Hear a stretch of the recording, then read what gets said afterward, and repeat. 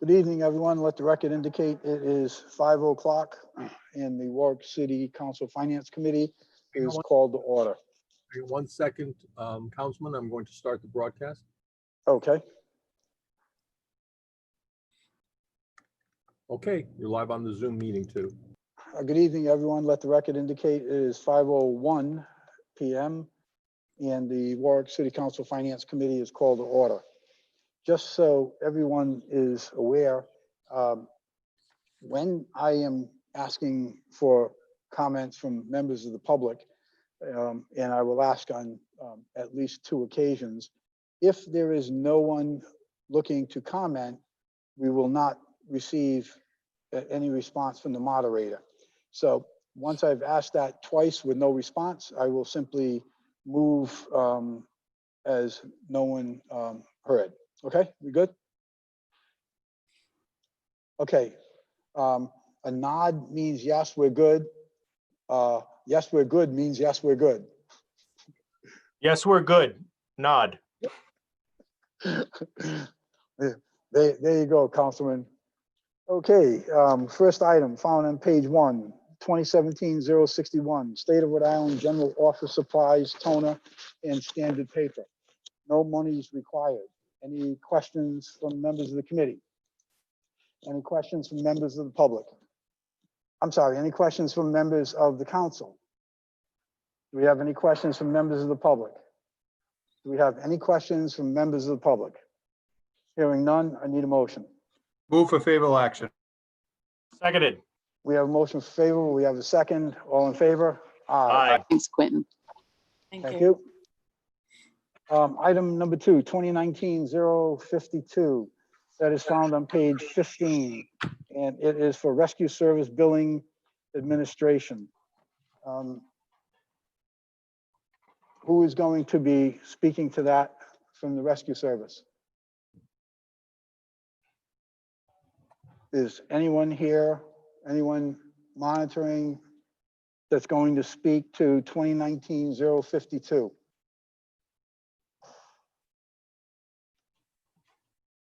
Can everyone hear me? Yes, you're coming through. Okay. All right, if there's no one here to speak, what's the pleasure from the committee? Mr. Chairman, if I could ask, I'm assuming here, I don't know anything about it, but I did hear recently many fire sirens over towards what I think is the Oakland Beach area. So I don't know if they're tied up or if there's a little delay maybe. So I would request if we could just put this one on pause for right now, and then if they have an opportunity to jump in, they could talk to it. Okay, my recollection is that there's, here's the assistant chief here right now. Beautiful. Thank you. Thank you, Mr. Chairman. I figured someone from the administration of the fire department would be here.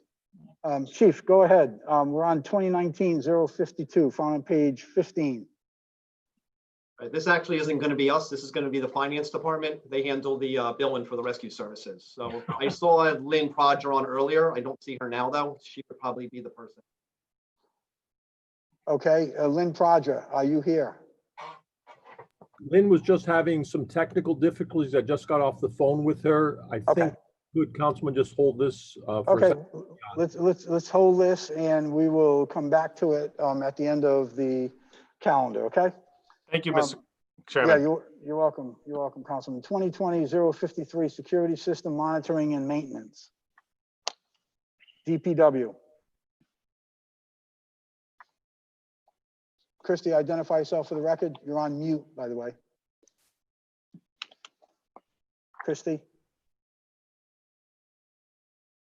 Christy, can you hear us? Phil, Christy's on mute, and I don't think she can, we can't hear her anyways. I just asked her to unmute. Okay, Christy, hi, Christy. Hi. Am I good now? Yeah, you're good now. There you go. Could you speak to 2020-053A, please? Yes, the Public Works is requesting to extend this contract for 3 months.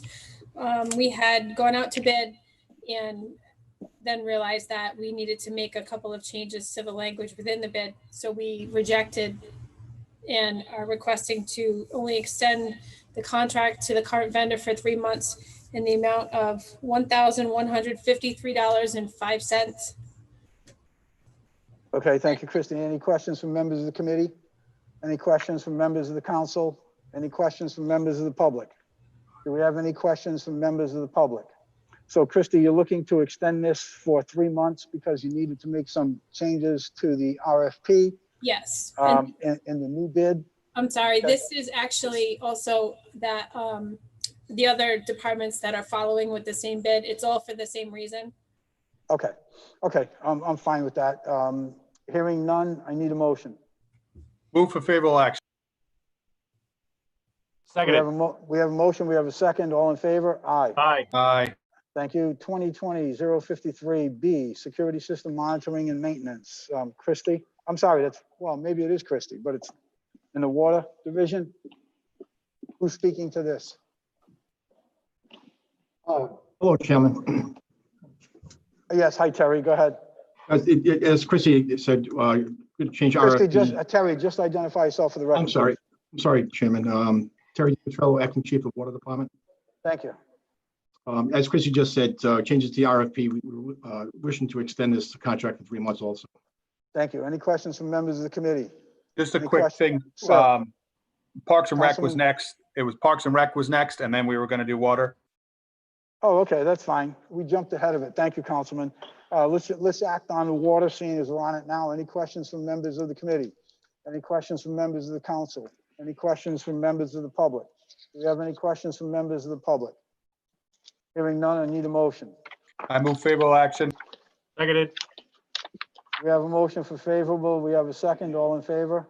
Aye. Aye. Thank you. Thank you, Councilman McAllister. Going back to 2020-053B, electronic alarms, Parks and Rec. Go ahead. James Scott, Parks and Rec Director. Mr. Chairman, like water, we are also following DPW's lead and extending for 3 months for an amount of 500.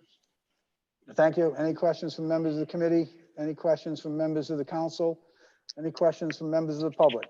Do we have any questions from members of the public on 2020-053B? Hearing none, I need a motion. Move for favorable action. We Seconded. have a motion. We have a second. All in favor? Aye. Aye, thank you. 2020, item number 6, 2020-053B. Security System Monitoring and Maintenance, Police Department. Good evening, Lori Michaelides on behalf of the Police Department. We also are following suit and will be requesting a 3-month extension. Good morning, good afternoon, Major. Duly noted. Any questions from members of the committee? Any questions from members of the council? Any questions from members of the public? Do we have any questions from members of the public? Hearing none, I need a motion. Move for favorable action. We have a Seconded. motion, we have a second. All in favor? Aye. Aye, ayes have it, thank you. Next item, found on page 75, 2020-053, Security System Monitoring and Maintenance, AS. Who's handling it? Ann Corbin, Animal Shelter. Hi, Ann. Hi. I am also requesting a 3-month extension and $75 increase to the price. muted? Any questions from members of the committee? Any questions from members of the public? I'm sorry, any members of the council? Any questions from members of the committee? Hearing none, I need a motion. Move for favorable action. Seconded. We have a motion, we have a second. All in favor? Aye. Thank you. 2021-037, Medical Supplies and Equipment, Boundtree Medical, found on page 88. Lori Michaelides on behalf of the Police Department. The Police Department is seeking an alteration to the contract for medical supplies and equipment. The Police Department went out to bid with the Fire Department for these medical supplies. The Police Department only seeks to purchase 5 items on that bid: rubber gloves, N95 masks, surgical masks, face shields, and Purell refills. Boundtree Medical was the lowest overall bidder for these specific items. The Police Department is seeking authorization to purchase up to $10,000 worth of these supplies as needed. Major, what did we spend in that line item last year? The numbers are a little bit misleading. Up till September, we had spent approximately $1,000. However, once the COVID pandemic took place, we spent over $4,000.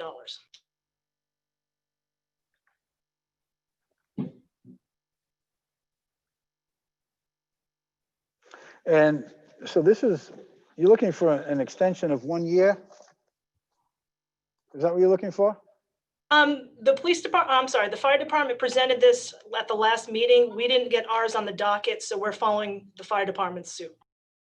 And why do you think you need, or why are you asking for 10,000?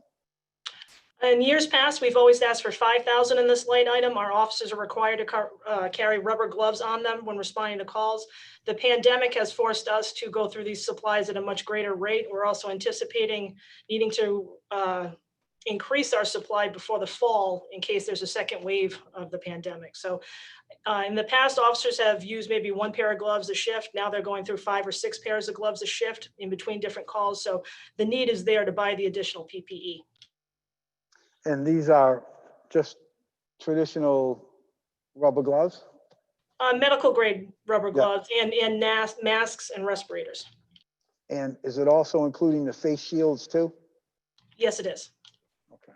And those face shields are fairly expensive, aren't they? They are. How much is expensive?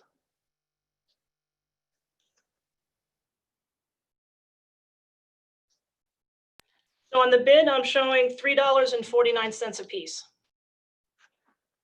Okay.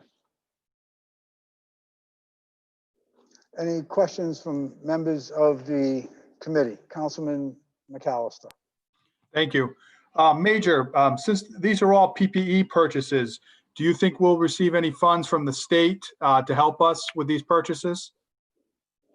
I do. That is actually part of several different funding opportunities. We do have a separate COVID grant that we are going to use to purchase some of these supplies, but we needed the extra spending authority depending upon how things go. Great, thank you very much. And Major, would reiterate that this spending authority is up to $10,000. That's Right. correct. If we don't need it, we won't spend it. Okay, and before spending it, we'll also take into consideration or use any grants that you receive as well, right? That's correct. Okay. Any other questions from members of the committee? Any questions from members of the council? Do you have any questions from members of the public? Do you have any questions from members of the public?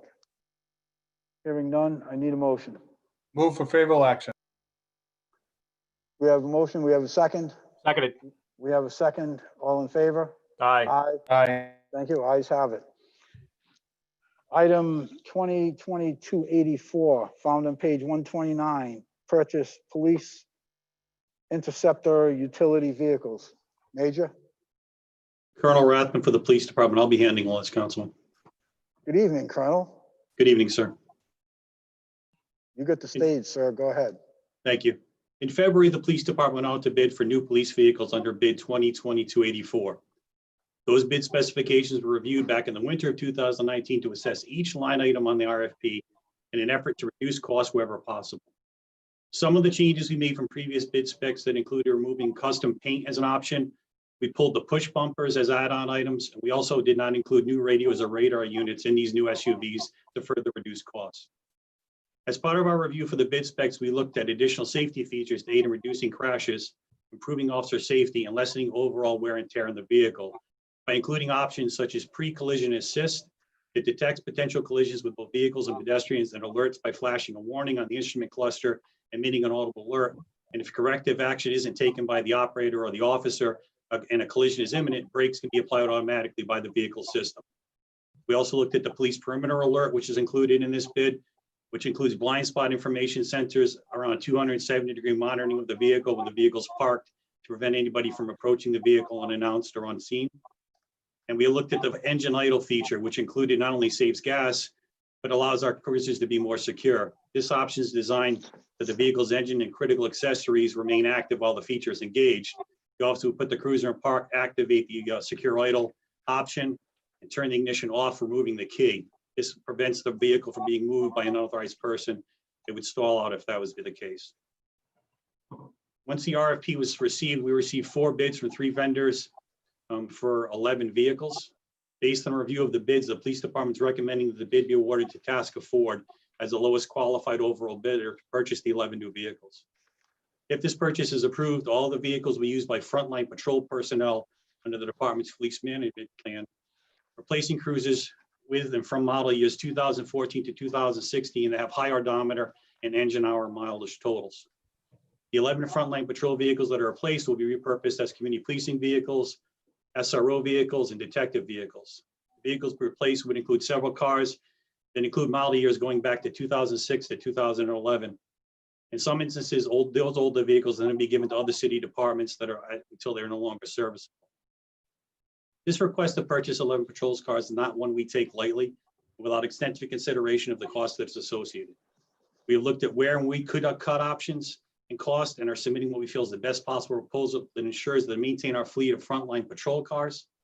The purchase of the new USVs will aid in replacing vehicles used now to accomplish various essential tasks to include our mission, including community policing, investigative work, and roadside detail work. If approved, the total amount for this purchase will be $488,257, will be funded by utilizing an allocated portion of the city's lease purchase funds that were approved by the City Council on December 2nd, 2019. We do not currently have a bid in place. If this bid is awarded, it will be for a period of 1 year, beginning of the award date, sir. I can take any questions you may have. Thank you, Chief. Chief, when I first looked at this bid, I did have a concern with the amount of vehicles that you were looking to purchase this year, or lease this year. And then I broke out our capital funds budget proposal for this fiscal year. And in looking at your annual purchase projections, Des and I was reminded that in 2019, 2020, you had projected at the time purchasing 11 vehicles then for a budget number of 550,000. And because of the COVID and because of basically cash strapped, that did not happen. So you also projected out in 2020 through 2021 for 11 vehicles. I realize, I understand that you need these vehicles. I also understand that you needed them last year and we just couldn't afford to pay for them. And Chief, these will be what I would call in my world, the SUV type of vehicles, right? That's correct. The only option Ford provides for police vehicles in the sedan model is a hybrid. They're very expensive, and to be quite honest, I don't know if they're proven to the point where we want to bring them into service at this point, since this is the first model year they're offering. So the only available option is the SUV right now. Chief, I don't have a problem with the SUV. Be quite frank about it. I have, as an invited guest, let me preface my next comment by saying, as an invited guest, I have ridden in the police car cruisers in the past, and I don't know how an officer functions for 8 hours a day in the space that is in that vehicle. And for that, and safety reasons, et cetera, I support, the SUV. I also am going to, myself personally, I'm going to support the purchase of these 11 vehicles. I think it's something that is clearly overdue. We went without it last year, and to go without it again this year, I don't think that would make any financial sense, because I'm quite confident that next year, these 11 vehicles are going to cost us a lot more. Any questions from members of the committee? Councilman McAllister. You raised your hand first. Thank you. Chief, you had mentioned how we'll get 11 new cars that come in, and then you rotate the other ones into other police. We'll use them, and other city agencies will use them, as correct, right? So we continue to use these cars for as long as possible throughout the city. Isn't that correct? That's correct. So we're looking at vehicles that have in excess of 100,000 miles for frontline use, but they can be put in the detective fleet. Everything is pushed down, and eventually we can put items over to departments like Parks and Recreation, Building Department, et cetera. So we have vehicles that are in use in the police department that go back to 2006 Crown Victorias, and there's some older vehicles. So we definitely keep these vehicles in service throughout the city for a period of years. They don't just go away. Great. And as the chairman mentioned that last year you came before us and we weren't able to do it. So you're coming here again because these things wear down. You're using them every day, nonstop for all shifts.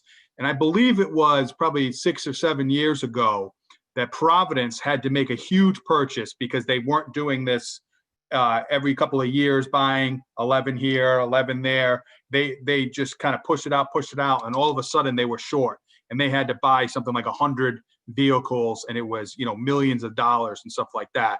So what you're trying to do is you replace as we go, we move. So we buy 11 now, you know, that sets us on a good path. And so we don't automatically 1 year are going to be short and have to buy 100 vehicles at one time. That's part of your thinking and your plan? That's correct. Last year, after consultation with the administration and based on what we were fiscally while awaiting audits and assessments, we didn't were fiscally responsible to present 11 vehicles before the council, and as such did not. But you're correct. Part of our planning is to include a certain percentage of new vehicles to allow the rotation to continue so that the vehicles have an extended service life. In some case, 10, 15, or even more years than that. Yeah, I think that's a good overall plan. I think, you know, you spend a little money now instead of a lot more later, and you're trying to keep it as fresh as possible. And we are getting a lot of use out of these vehicles. As you said, they go all the way down to all different departments. And if you're using things that are over 10 years old, you know, 100,000 miles, those are hard, 100,000 miles just going around Apponaug. I'm sure it puts stress on the car. So I will be supporting this as well tonight. So thank you, Chief.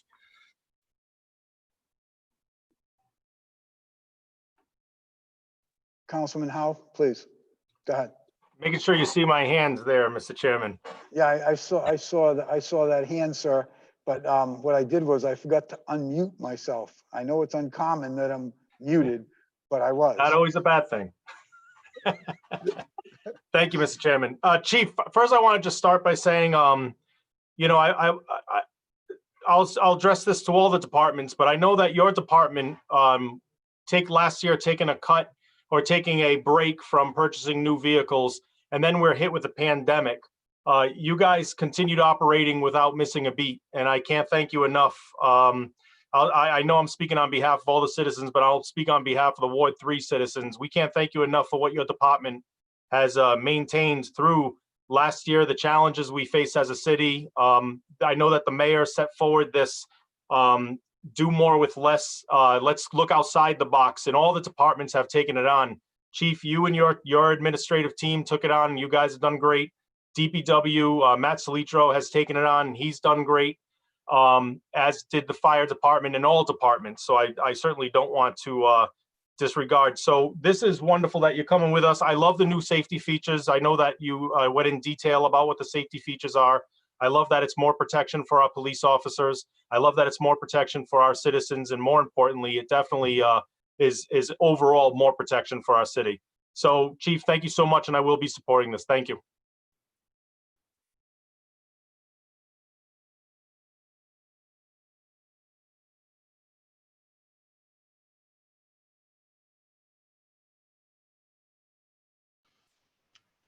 Can't hear you, Chairman, if you're talking. Sorry about that.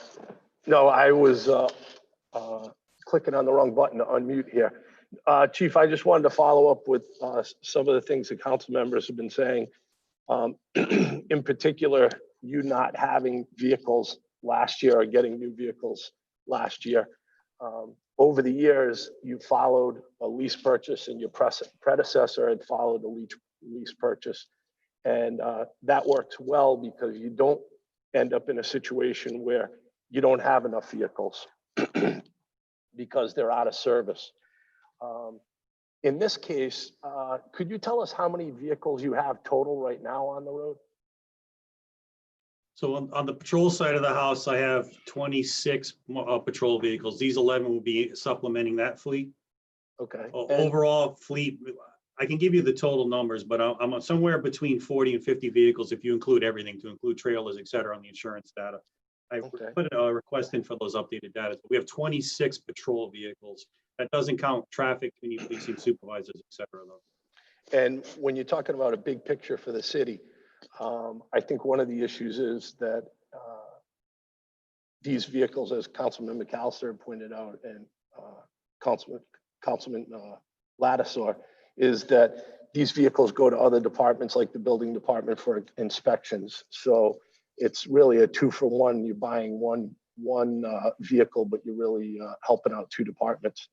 The other issue that I wanted to point out, Chief, is as Councilman Howe was pointing out, you're doing more with less. You're also down a number of officers, as I recall from the budget hearings, correct? We're currently at 165 prior to this next academy starting, but we hope to get up to complement and then. Right, so you've been doing more with less is my point. I think, was the number I heard, were you down about 18 officers? Or I forget how many you were down currently. At one point, our numbers were at 154 with available officers between long-term military commitments, illness, and retirements. So how many, what's a full complement again? 175 would be full complement of our officers. Okay, thank you. Thank you, Council President. Any other members of the council have any I have a questions? quick one. Councilman Sinapi. Yeah, I've heard personally from a few people that handle traffic detail and whatnot for the police that cars are definitely in need. So I'm sure they'll be excited to pick up the newly rotated cars once they come their way. And the police have been very patient, so I'm glad we can get this done. Thank you. Any other questions from members of the council? Any questions from members of the public? Do we have any questions from members of the public? Hearing none, I need a motion. I move favorable action. Seconded. We have a motion, we have a second, all in favor? Aye. Thank you, ayes have it. Next Thank item, you. number 10, 2020-310, pavement management systems. You're welcome, Chief. Found on page 134.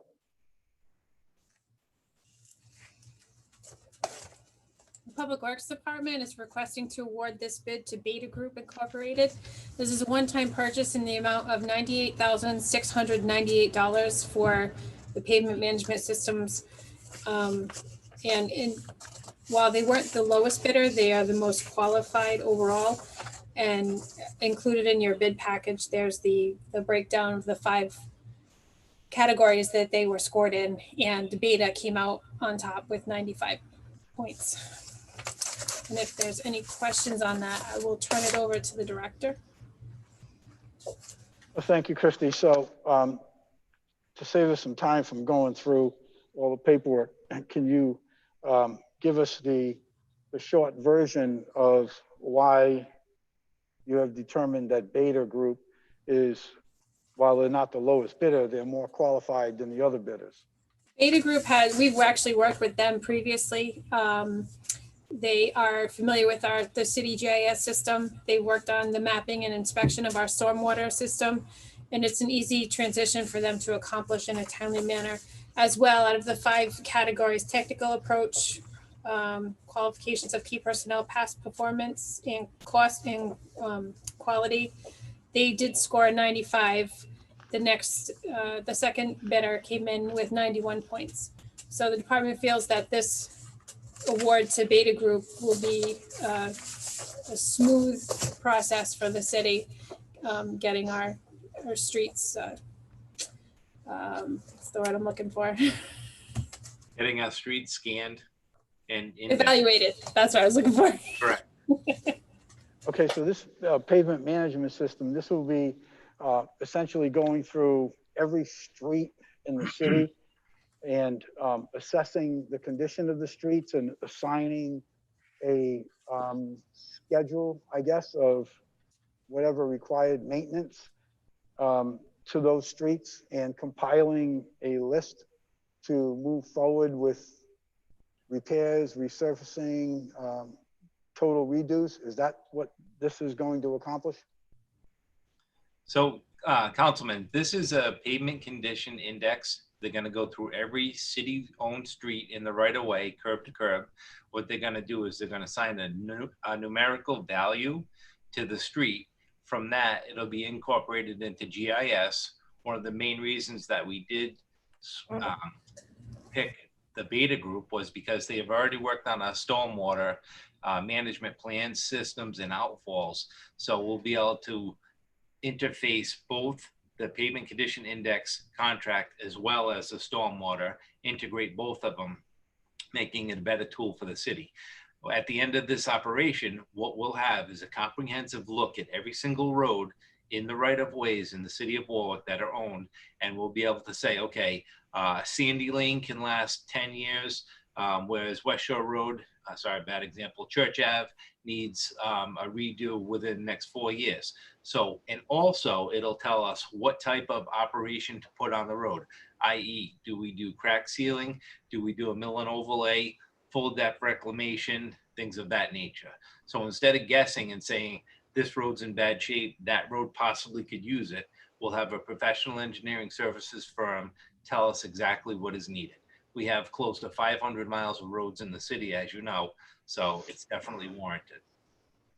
So to go back to my point, so once this pavement management system evaluation is concluded, you will have, for lack of a better word, you'll have a spreadsheet on all 500 miles of roads in the city. And in addition to that, you'll have each road identified with its various conditions, from a pothole to brand new to needs a redo, complete, etc. And will you also be coming up with a schedule of repairs, replacement, maintenance on these roads at the same time? Correct. So the latter part of what you just said is what will happen once a pavement condition index is done. It'll say immediately you need to do Sandy Lane, you need to do Willis Ave, you need to do this. So that'll tell you exactly what the immediate needs are to do. And from there, you can see where the money is. You know, could we put a little bit of money into this road and save it for the next 10 years? That there's a complete evaluation, just like a structural analysis on a building, Councilman. Do you need a roof or do you need siding? Which is the work, you know, where's the rub here? What's the best bang for the buck? And that's what you get with a pavement condition. And how long from the time this evaluation starts until you actually have a report that will be presented to all the members of the city council? So we have a schedule of events called deliverables incorporated into the contract. So within the first month and a half to 2 months, we'll have a pretty good idea of where we're going. I don't say that we'll do all 500 miles of roads, but over the course of 1 year, this will all be done. A lot of that would be GIS time. So we could have paper tracking and evaluations taking place as we're going along. So if any member, if any member of the city council were to contact you in a month from now or so with a question, or 2 months from now with a question about a particular road or street in their ward, would they be able to receive some sort of a speculation on that ward or an assessment of that street? They would be able to receive some speculation. I don't know if I could say, yes, I'm going to pull the trigger and move forward until the complete analysis is done. I think Mayor Solomon, the administration, and myself would like to see a quarter of the city done and then move forward to say, okay, we have the worst roads, the best roads, roads that don't need improvement in pretty much everybody's wards and sprinkle it around. So we're going to start. This doesn't necessarily need to be from, you know, Oakland Beach to Potawatomi and then go back. It can be done multiple areas throughout different wards. Matt, has anything like this, to your knowledge, or if Billy D is here and he wants to weigh in on it, has anything like this ever been done in the city? Correct. This intense type of evaluation? Something similar, but it was basically subjective to one person who rode around and said, okay, I think this road's a 5, this one may be a 10. This condition index is a standard, an ASTM standard, which is an engineering standard throughout the country. So these will be relative to Providence, East Providence. Providence is doing the same thing. So it's going to be not subjective to one person's thoughts and ideas. It's actually engineering based. Mr. Matt, Chairman, I must say, who was that? I'm sorry, Mr. Chairman, Bill Pasquale, Chief Oh. of Staff. Chief, go ahead, Chief, please. Thank you, Mr. Chairman. You're absolutely correct. I'm glad you made the query. No, in my 32 years, this is the first time something of this enormity in terms of the bonding and the infrastructure replacement, but moreover, combined with a pavement condition index of this type has ever been done. So Mayor Solomon, when he came into office, said, not only do I want to invest in infrastructure, but I want to do it in a way that extends the dollar. So there's a very technical analysis that goes on with these pavement condition index at this level that you'd be paying for with the consultant. And it goes far beyond the traditional, I'm driving down a roadway and it looks bad. It goes all the way down from the pavement to the base, to the condition, to the cracking, to the type of asphalt that's being used. And the idea is that you squeeze every penny out of that dollar that you put down. Some roads with minimal investment will last you 20 years. Some roads need a little fixing up to extend another 5 years. So this investment, this short investment in beta, in this pavement condition index at this level is going to reap benefits all the way down the line. Thank you for asking that question. Thank you, Chief. And I think this is an excellent idea. And I also believe that something like this type of objective, neutral evaluation of our roads by someone then other than someone driving around looking at a street and forming a personal opinion, I think this is one of the best things that I've seen since I've been on this council with regard to roads to eliminate most, if not all, of the politics that go along with roads. I think this is something that would be welcomed by all my members on the council because roads are certainly one of the things that we get a significant amount of complaints on. And we get requests all the time from our constituents. When is my road going to get fixed? When is it going to get replaced? I'm tired of this pothole. I'm going to sue you because of whatever. I welcome this. I think it's worth every penny. I think it's a great idea. And the fact that this is the first time something as specific as this have been put into place to identify who has the problems and whose wards, what streets, and how they're going to be addressed. And more importantly, be accessible to us so we can communicate it to our constituents. I'm actually very happy to see this. Any questions from members of the council? Councilman McAllister. I'm sorry, members of the committee. Councilman McAllister. Thank you. I agree. I think this is an outstanding investment. We'll see on the next thing on the docket is we are doing a huge street improvement program, millions of dollars, and we're going to use this study, which is going to rate it. Again, it's not just one person's opinion driving up and down the streets. This is, as the DPW director said, standards, engineer. We're going to have a track record of this. This is a very, very good investment that we are making here that ties into our improvement of our infrastructure. And I think this is a great investment, and I applaud the administration for bringing this forward. And I look forward to supporting it tonight. Thank you. Thank you, Councilman. Councilman Howe. Thank you, Mr. Chairman. I just want to basically say that this is exciting because as the Councilman McAllister just said, we are getting ready to move into that bonds. One thing that we've been hearing since, we've been on the council is, and one thing we know is, because we drive the roads too, is they need to be repaired. So this is another big step in new outside the box thinking, as I mentioned earlier, that the administration is doing. And I just got to say, Director Salitro doing a great job getting all this together in his department. Thank you, Mr. Chairman. Thank you. Councilwoman Travis. Yes, thank you, Mr. Chairman. I also welcome this very much. It's been a long time waiting for something like this to come out because I remember receiving lists with numbers on it, and that didn't mean they got paid, believe me. So something like this is like a long term where we can see for the future too, what streets are gonna be done now, or, if, the beginning, the middle, the ones that are gonna last longer. I congratulate the director and of course the administration for going forward with this. I look forward to working with everyone on it. Thank you. Thank you, Councilwoman. Anyone else? Councilman Ricks.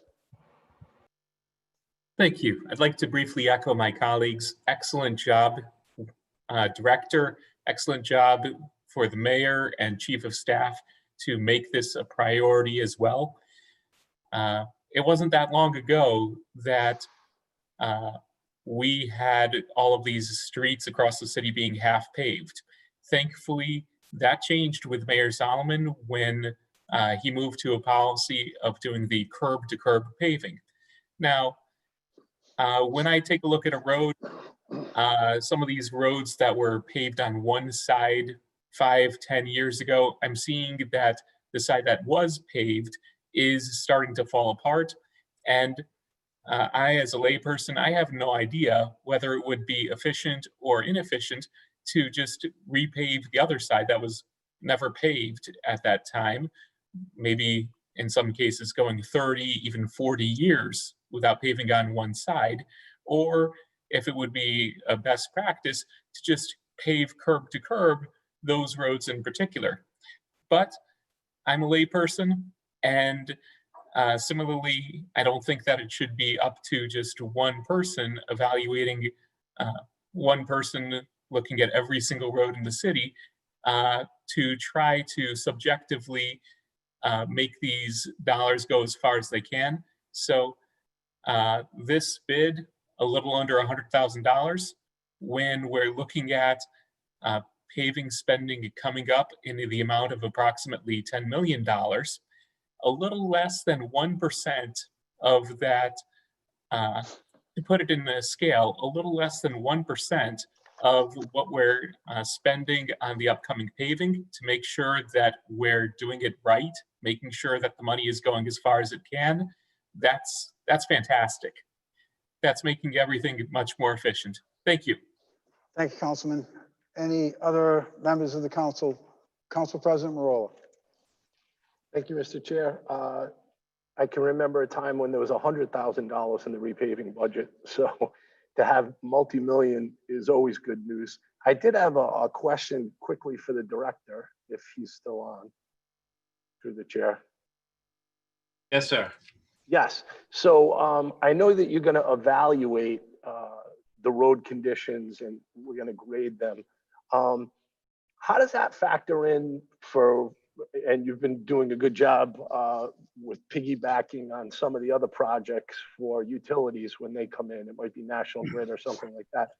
Do we take that into consideration in this ranking, or is that done later on? No, we actually, Council President, we do take it into this ranking. As Mayor Solomon stated before, in conjunction with the other utilities prior to the passage of curb-to-curb restoration through the state legislature, we partnered with St. Kent County Water Authority and National Grid. So those roads will get rated as well. It is my mindset and the mayor's mindset that we'd like to pave curb to curb irregardless of the condition on the other side of the road, only because a lot of the infrastructure that's being replaced by National Grid is in an older aging road. So while you're there, you get the best bang for your buck for mobility, moving out and doing curb to curb restoration. So it'll be factored in. So my question, Matt, if one road was ranked 125 on our list, yep, and another road was ranked 129, right? But the road that was ranked 129 is going to get half funding from National Grid, I would assume that would move it up on the list past the 125 because we're getting more bang for our buck, as you said. Or is that already factored into the ranking of 125, 129? We still have a National Grid obligation that we signed on for prior to the passage of that state law is what I was trying to get at. So National Grid came into town. They said, okay, we'll give you X amount of dollars per square yard. And we agreed to do the project management and the pavement management infrastructure on that. And as such, we actually make a couple more dollars per square foot than it cost us. Those monies go back in to do the remainder of the road say on the left or right-hand side of the road.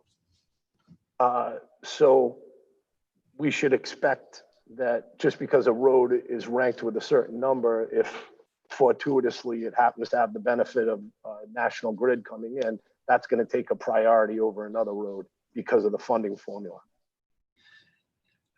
Yes and no. I mean, we're going to do it. They'll do a condition analysis on it, and then we'll see. Obviously, if the road falls in the middle next to a road, say it's a 50, and then the next one's 51. There's no National Grid obligation on that. My opinion would be to do the one with the National Grid obligation on it because it costs you half of that $10 million lowest interest loan that the mayor has secured. Thank you. Thank you, Mr. President. I also like to add that this this type of a system is certainly going to be very transparent, and I commend you, Matt, on that, as well as the mayor and the administration. It will also afford all the members of the city council, being those of us that are sitting here now and those of us that will sit here in the future, to have an opportunity to assess that report and from time to time, perhaps visit why one street is being done over another. So I think the transparency is significant. Any other members of the council have any comments or questions? Hearing none, any members of the public have any questions or comments? Are there any members of the public with any questions or comments? Yes, we have one. Okay, please identify yourself. Yeah, my name's Roger Duran. Hi, Roger. How are you? Good, how are you, sir? Ed, I want to give you a compliment because we're talking about this National Grid helping to defray the cost of this road construction. And that was one of the themes you had during your sewer review commission meetings. Mm-hmm.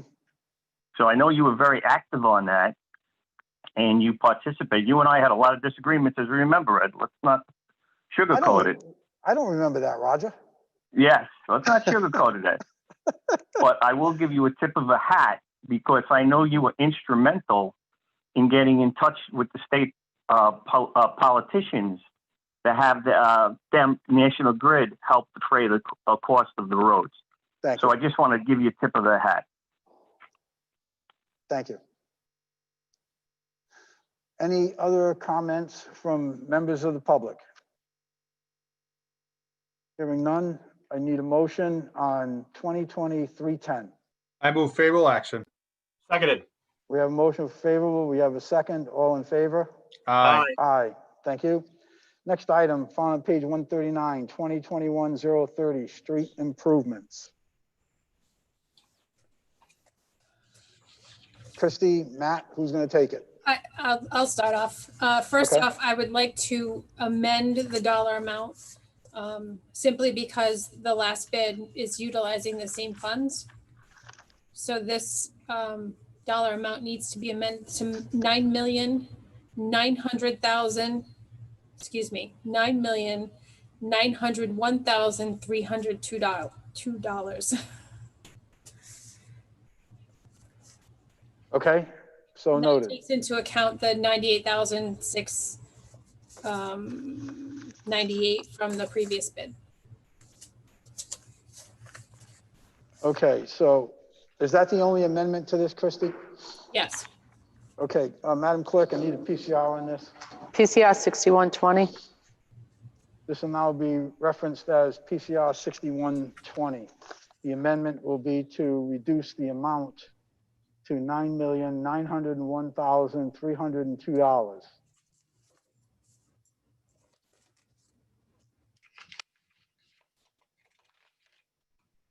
Okay, Christy, any more? The department comments? is requesting to award that amount, that dollar amount to 3 vendors, TIOZ Incorporated, Cardi Corporation, and D'Amber Construction for the street improvements. And this is a 1-year contract that begins August 30th, 2020 to August 29th, 2021. Director Salicho, do you have anything to add to that? Sure, I'm wondering why you're not asking for why we're awarding the 3 vendors. Because I haven't started asking questions yet. Okay, so the reason why I'm gonna head you off at the pass a little bit. The reason why we're awarding to 3 vendors is Miozy, Cardi, and Deambra, because if you look around the state, there is tons and tons of paving going on. I don't want to be caught short having a $10 million nest egg and not being able to utilize it. So that would be the reason for the 3. Okay, so let's qualify that, or let's Okay, let's bring this into perspective. yes, This is a 1-year contract, right? yes, yep. And do you anticipate spending $10 million in this 1 year? I anticipate weather conditions spending between $8 to $10 million, correct? In this 1 year, you're going to lay down $8 to $10 million worth of asphalt. Yes, with the 3, in conjunction with the 3 companies. Okay. Anything else? That's it. Okay. Any questions from members of the committee? Councilman McAllister. Councilman, you're on mute. Councilman McAllister, you're on mute. Thank you. I agree with having the 3 vendors on this for that exact purpose that the director said, that, you know, we want to get, everybody drives the roads. We know this is a great program. We all support that. If one of these companies is doing a job in another city in town, we could just go to the next one, make sure that we can do it on our time frame. As you know, the winter comes, that takes a lot of days off. When the rain comes, you can't do it as well. So we want to take advantage of this. This is a low interest loan that we're receiving. We really want to push this. So I think having the 3 vendors on this is a good thing because it gives us some flexibility. So if one of these companies is doing another job, we don't have to wait 2 weeks for them to finish that job to come in. We can go to the next person. It gives us some good options, and it allows us to keep moving forward. And I think everybody really wants us to take care of our roads and do the best that we can. So that's why I will be supporting this tonight and the 3 vendors in this situation. Thank you. Thank you, Councilman. Councilman Howe? Thank you, Mr. Chairman. I also want to say that I support having the 3 vendors. There is going to be a lot of work done. There's a lot of work that got to be done, that needs to be done. This is something that we've waited long for, we've planned long for, and I'm just, I'm excited that it's finally going to happen, and I think the plan is being put correctly. And I want to thank my colleagues, as well as you, Mr. Chairman, for always being steadfast on getting this forward, and especially the mayor who was able to go ahead and secure this at a very low interest rate, record low interest rate. I want to congratulate and thank the great work of Director Solitro and his department for making sure that this is happening and going on. Thank you. Thank you, Councilman. Any other questions from members of the council? I have a question. Councilman, I'm going to go to Councilman Ricks first. He had his hand up first, and then to Councilman Corley. Councilman Ricks. Hi. I just wanted to briefly review the difference between the 3 bids, if there was a significant difference between where it came in and how that, excuse me, how that might affect the amount of pavement that could be paved. By all means, because I have the same concerns. So you go ahead, Councilman. Yeah, so if I could direct that question to the director. Thank you. So, Councilman, there was a difference of $30,000 between Miozy and Cardi, and when you do a bid tab analysis, a lot of it had to do with a small percentage doing the mill and overlay, which would be Team Miozy was cheaper on it than Cardi Corporation. Was a little bit more, but item for item, all 3 of them are pretty similar. I mean, we're at 2.8, 2.07, and then also coming in at $3 million is Deambra. So they're on this much work. I mean, it's really not a huge price differential. I'm wondering if that answers your question. And then I had one other follow-up question. Sure. It was previously my understanding that we were probably going to be looking at spending the $10 million, more or less, over the course of about 3 years. And especially with the bid for these particular services to evaluate the roads, I'm just not sure how that timeline works in terms of how the decision was made to attempt to pick up the speed, which I'm certainly not opposed to that. If we can feasibly spend $8 to $10 million within this current fiscal year and do that efficiently, as opposed to stretching it out over 3 years, I certainly have no objection to that. But I'm not sure if you could speak to how that plan. Yeah. Thank you. I sure could, Councilman Rex. So within next month, I envision that if you guys move to award to the 3 vendors, they'll get their bonds and insurance and certificates of good standing all in order. So in the interim, we would have Beta come in upon award and start doing the processing for the pavement condition indexing. After that, we can have a list of roads that we feel, like I said, a quarter or a little bit more, maybe an eighth or 3/16 of the entire project. We could put that out, get an index going, and start paving. The paving operations stop on December 15th and resume on April 15th. So over the winter months, that's when all of the engineering and like I would like to say the legwork would transpire. April 15th, we have a contract in place for the paving operations, as well as a good definitive plan from Beta. And then we take off running. So we would have April, May, June, July, and July. Thank you. So this would probably, if it goes before you guys tonight and gets approved, it probably wouldn't take hold until, I don't know, we'll say July, mid-August, basically, by the time everything gets out of through the wash, you know, for bonds, insurance, and things like that. Any further questions, Councilman Rex? No further questions. Thank you. Councilman Qualley. I see that the contract period is August 30th, 2020 to August 29th, 2021. Yes. My question is, when will we have the list of the streets that are going to be done? So as of the end of this meeting, we're going to award obviously to Beta Engineering. We'll give them a month or so to get going. But like I just stated, by the time the other 3 vendors, if you guys do approve them, paving contractors, get on board, get their bonds and insurance, we can kick right off at August 30th to get going. So that Beta should have their list. Yes, they'll have a quarter of this, you know, a quarter or so of the city will be indexed. There are, if you look in the contract, Councilman, there's a bunch of deliverables and, you know, i.e. a kickoff meeting, monthly meetings, things like that. So what we're going to do is once we get them on board, which we have now, thanks to the council and Mayor Solomon, we have somebody that's going to take a good look at these roads. Then we can proceed forward with a good educated understanding of what's going on. And where will Beta start their review? That's a good question. I'd say in the center of the city and then work their way out.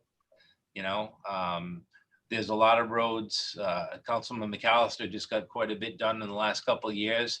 So I don't see that there, I hate to say it, but there'd be a huge need to get, I know you're right there, to get him on, you know. We have a whole list of road complaints that the mayor receives every day through his office as well as my office. So we'll take a good educated look at what's going on. Some of it may be the National Grid obligation that's outstanding. We'll get going on that. Okay, so that is something that still needs to be determined. Right. Up until 10 minutes ago, we didn't even know if the pavement condition index was going to go through until the council had voted it. So. I understand that. I was just thinking that they're working on a quick time frame in order to be able to come up with their top 20 streets that they want to do, so that we can begin this right Mhm. during the first day of September. Yeah, so I mean, September, October, November, December, you have 3.5 decent months in which to pave. You know, you can put down a lot of mix. Yeah, and if we have a winter like last year, you can probably pave throughout the entire winter. I had to actually sacrifice one of my kids to have a mild winter as director of public works, so it's not gonna happen again. Well, I don't want any children sacrificed for it, but you never know. We could be lucky 2 years in a row. Right, I hope so, I hope so. Any further questions, Councilman? No. Any other questions from members of the council? All right, Matt, I have some questions. What happens, you said that your goal and you're hopeful that with 3 paving contractors, you're going to be able to lay $10 million worth of asphalt. 8 to 10 million. 8 to 10 million of asphalt in this year. Mhm. How long is this price good for from the 3 contractors? Do we have 1 year with a provision to extend for another year. at the same amount? Same amount, yeah. So, I mean, great money says if we have a bad winter, bad spring, a lot of showers and stuff, we extend it. We still have the low interest loan. We haven't lost anything, but we plan for the best, hope for the best, and prepare for the worst. You know, if we don't have weather crop, whole thing with paving is it's all weather. That's all it is. No, I get it. I understand that. So in the hoping and praying, Yep. the question that I'm looking for an answer for is, have these 3 paving contractors, based upon what you just said, guaranteed us their price today out 2 years? Yes. Yes. Okay, they so have. we By have their signing- prices by signing the locked in for contract- 2 years. Right, by signing the contract, the city reserves the right to extend the contract for an additional year. And when they signed on to the contract, they understand that as per that agreement, we have the right to extend for a year and they must hold their prices. An And- additional, yeah, sorry, additional year, Counselor. Even if we have a mild winter like last year, Mhm. is it not true that the asphalt plants shut down at a certain time and start up again at a certain time, even if we have a mild winter? In my experience in the 20 years I've been paving, 20 plus years, you're relegated to the December 15th date only if the weather is inclement weather. So, and if there's bad weather, so they'll shut down. If it's mild, they stayed, I know Cardi, Lynch, and a couple other people stayed open pretty much 2 or 3 days a week. If they know that they have this big glut of work and the weather's cooperating, they're just gonna keep paving. So Cardi, they have their own plant, their own asphalt plant? Yeah, Cardi has their own plant, Miozy has their own plant, and so does Deambra. Okay. And when have you last seen the plants not shut down for the winter? Have you ever seen them not shut down for the winter? Oh, no, I mean, I'd be remiss in leading you on with that. They do shut down for the winter, but I've seen them, especially before I came to the city when I was a resident engineer for the sewer projects. One winter, we paved all winter, but it was an exceptionally warm winter. But then again, one winter, we shut down in early November because we just had a deep frost and we had terrible weather. So it's all weather dependent and weather driven. And if we were to approve all 3 of these vendors, how are you going to distribute the work? So what I would do is we would go based upon the lowest bidder first, have them, then the second, and then the third.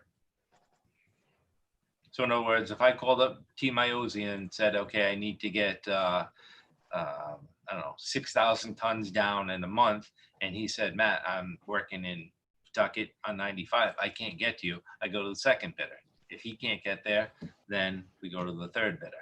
Hopefully by the time the third bidder finishes, we go back to the first bidder.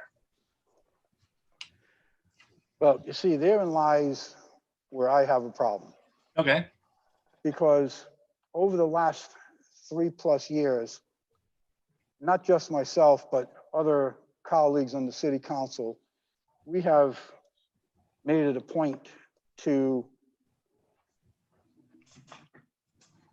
look favorably towards a tax-paying business here in Warwick, particularly one that not only pays residential taxes, but pays property taxes. Mhm. And we have a list of bidders right here, the low bidder versus the second bidder, separated by, I think it works out to 0.1%. Correct. 0.1%. Yep. $30,000. Mhm. We have a spread of 30,000, and we have a local contractor who not only pays a significant amount of business taxes here to this city, but also pays personal property taxes. And I have a problem with that contractor being second choice for less than 0.1% of a contract or $30,000. So my recommendation is going to be to put Cardi Corporation, and I'm just putting this out there right now so we can perhaps, anyone wants to continue with this discussion. What I will be making a motion on is to have, and this is if you want to go with the 3 bidders, I'm personally fine with going with 2 bidders. And I think 2 bidders will be able to get this asphalt down. And guess what? Put it in their contract, put a penalty clause in their contract that will deal with that if they don't get your work done in a timely manner. Put a penalty clause in there. And I would guess that 2 of those contractors would not have a problem entering into that contract with a penalty clause. But I am going to be making a motion to have the first choice of contractor to go to the contractor that is less than 0.1% more and probably contributes to the tax base of this city, I don't know, 700 to 800% more in taxes as first choice. And if you want to continue with the 3 contractors and put T. Miozzi as the second contractor, I would probably be more inclined to approve that. And I think that's fair and equitable. I think that if we're going to support our Warwick businesses and encourage this process, particularly where it's also a residential taxpayer, I think this is fair. So that's my piece on this. I would be inclined to support that if Cardi were the first choice, and if they can't produce, Miozzi being the second choice, and D'Ambra as being the 3rd lowest bidder, or 3rd highest bidder, if whatever way you want to look at it, as number 3 choice. So once again, I will ask for discussion or comments from I have a question. members of my committee. Any further discussion? Councilman Howe. Thank you, Mr. Chairman. Mr. Chairman, I can certainly respect and understand what you're saying. And actually, I've been researching from the issue we had with the printing company, the local printing company, and we looked at all the prices. And my discussion on this is right now we have an understanding that we have a local business. We don't have an ordinance on it yet. I plan on proposing an ordinance to discuss it because you and I have discussed it in depth and in length. Right now, as I look at it, you're absolutely correct. But there's also, I'm concerned, Mr. Chairman, about the reflect where we've ran into many a times, and you brought this up, and I know you were instrumental in fighting this, about where people say, well, what's the point of bidding? Until we get a united, organized understanding of, the rating scheme, if you will, and benefiting local businesses, I'm comfortable going with Mazzai. I'm sorry, I'm not saying that right. Mizzoe. I'm sorry, I can't say it. Miozy. Thank you. I'm comfortable with going with Miozy because they were actually the lowest bidder. And I'm very comfortable with supporting Cardi being the second because they did come within close, but Miozy was the lowest bidder. I will work with you, as we've discussed already. You have actually mentored me quite a bit on this, in developing a program or developing an ordinance where we can give an understanding, a preference to, or a, not a preference, an acknowledgement that there's a Warwick business that's paying the Warwick taxes. But for right now, I'm comfortable. It's not like we're choosing one over the other. It is basically saying we have 3 companies that we're going to go with, and the lowest bidder wins the first call because they are actually the lowest bidder. I certainly get worried about what precedence it'll set if we don't go ahead and follow the guideline of the lowest bidder to the versus the bidder that wasn't the lowest. So, but it is something that we definitely, and I plan on doing a docket at the end of this meeting to address that. But on this bid right here, although be it may be 30,000, but it's which is a percentage of almost $3 million, but it's still 30,000. Thank you, Mr. Chairman. Thank you, Councilman. Director Solitro. Yes. So, as your department particularly has always addressed some of these bids, going with a higher bidder based upon the lowest qualified bid. And you've had numerous criteria which defines qualified bid. Are you aware if any of these contractors have ever not completed a project?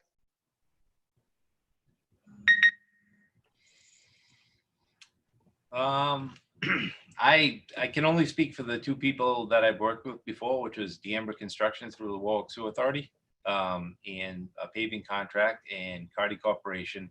I wouldn't know anything about T. Miozy except for their qualifications, and their bonds were posted at the time of bidding. I really don't know them. So you are not aware of any of the proposed contractors not completing a project or having to have another company come in and complete a project? Yes, sir. You're not aware of it? No. Okay.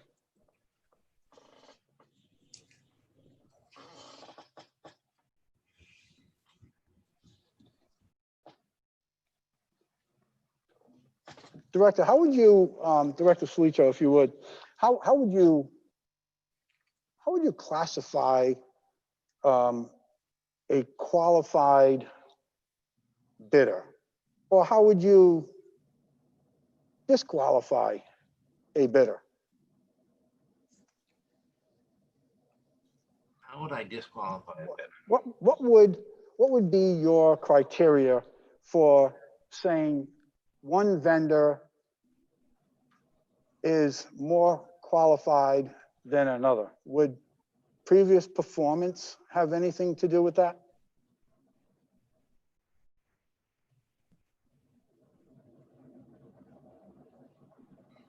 I'm not sure how to answer that. I know quantity wise, if you had a small batch plant, like a couple of the vendors do, you wouldn't be able to put out 900 to 1,000 or 1,200 tons a day. So that may disqualify you. Sure, okay. But suppose a contractor had to be replaced, or a vendor. It could be a printer.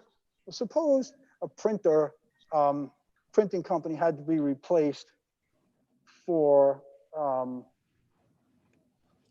either not performing in a timely manner or not performing up to expectations, and another company had to be brought in to complete the project. Would you say that something like that should certainly be considered as to whether or not you would award a contract to that particular vendor?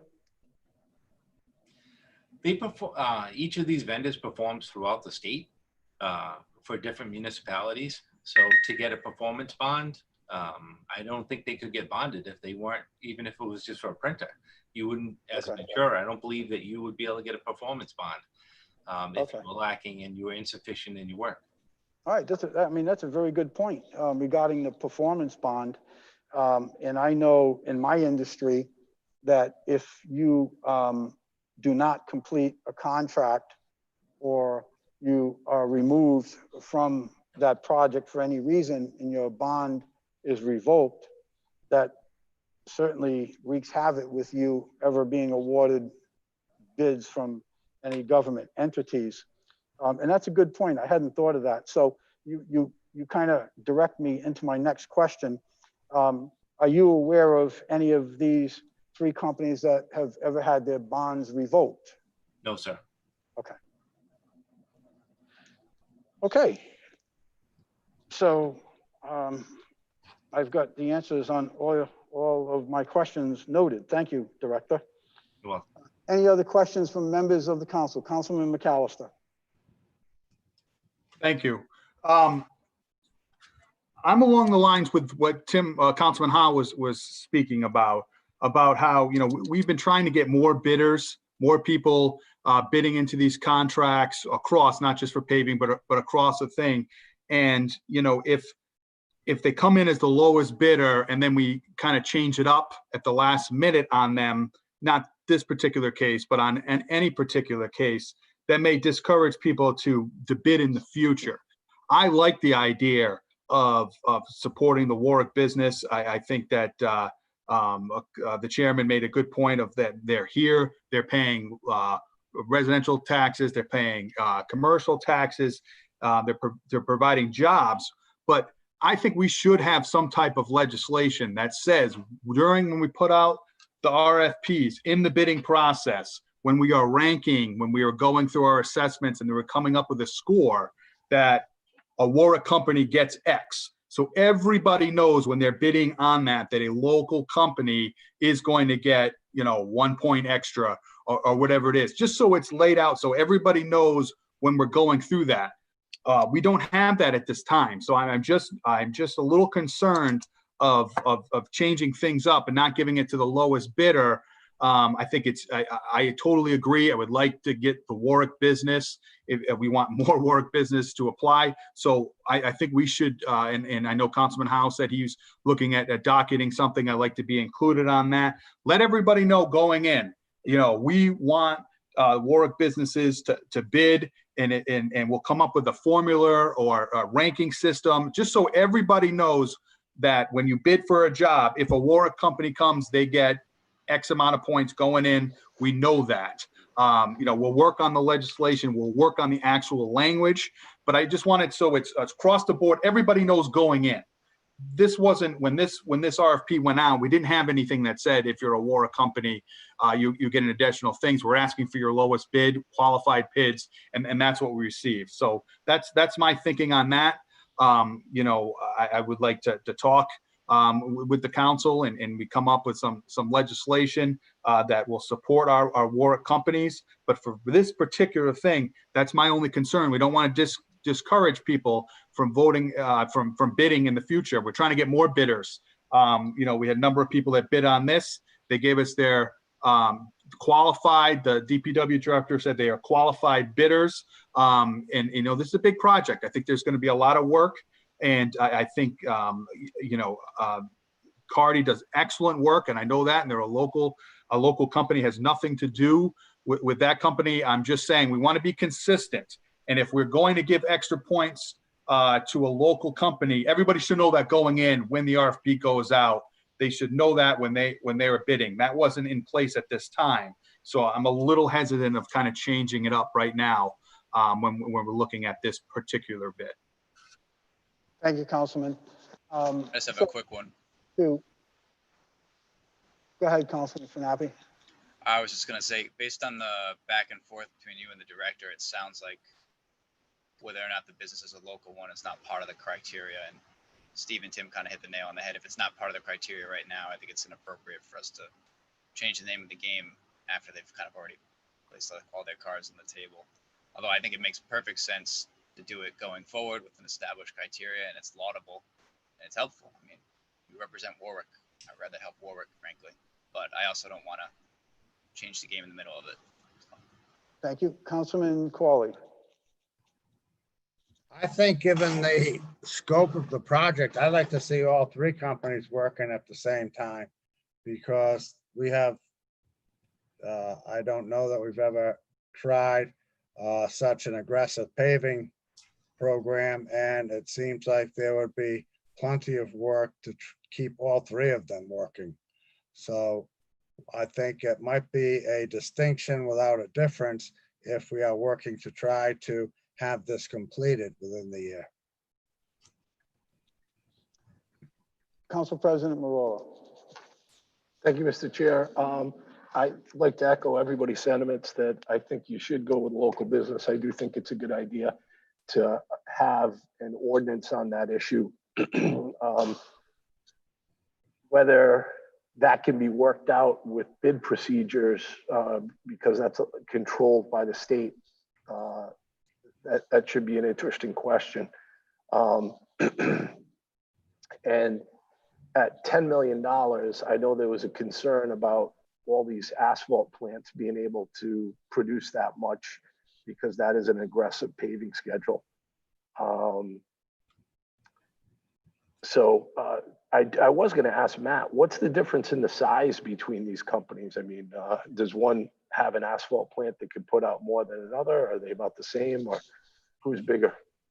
I'd say Cardi and D'Amber are pretty similar. Miozy has a new plant as well, smaller plant that can batch just the same. There's a couple of people on here I'd rather not say. They just have a small 300 to 600 ton per day batch plant. Sometimes on a good day, a straight road, and given the good weather, we could do up to 11 to 1,200 tons per day. And can T. Miozy put 11 or 12 tons out a day? Yes. So obviously we're giving some discretion here to the director too, as to who can fulfill the contract that day and who can't. And I do think it probably should be addressed by ordinance, but Council there's a lot of, yeah, go ahead. Sorry to interrupt, but that would be the reason for the three vendors. I mean, it just speaks for itself. If you have three vendors, one can't perform, then you move on to the next vendor, the next lowest vendor. And, you know, if Beta determines that we can schedule work throughout the city in different quadrants, then so be it. Then we have the mechanism in which to do it, which is the whole reason for this exercise, in my opinion. And Director, when you look at the vendors, I know Councilman Lattiser was asking a question. It's the lowest qualified bidder. It seems like everybody's qualified, but it doesn't seem like you have any knowledge of any problems with any of the vendors being able to perform or having trouble in the past not performing contracts in other cities. I have not heard of any of the three vendors doing that. Like I stated to the councilman, I have experience with Cardi. I have extensive experience with D'Amber Construction through my 12 years of being a resident engineer before I came to the city. They won the sewer contracts, and they also did their own paving operation. So very familiar with those companies. Miozy will be an experience. Obviously, we'll be out there checking their quality and their workmanship. So you've never had experience with Miozy? Again, as I stated before, I never had experience with Miozy. I'm actually on my way home. I'm riding over some of their roads. They don't look bad. Yeah, I wouldn't know them if they were standing next to them. Okay. That's, you know, obviously we have to give the director some discretion here too. But that's my concern as well, because you have two proven contractors, and D'Ambra used to be in the city, I believe, down on Jefferson Boulevard.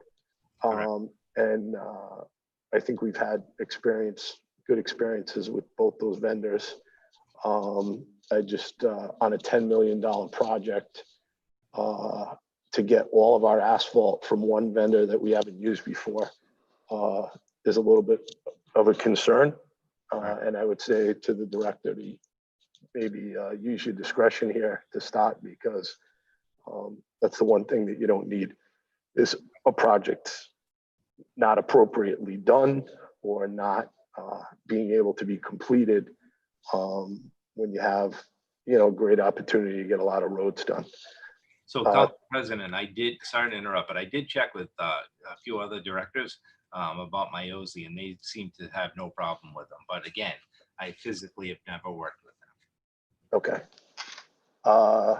And I'm not going to say that I did a lot of research on that. I've heard different things also. And they're one of the vendors that I think the council will choose tonight.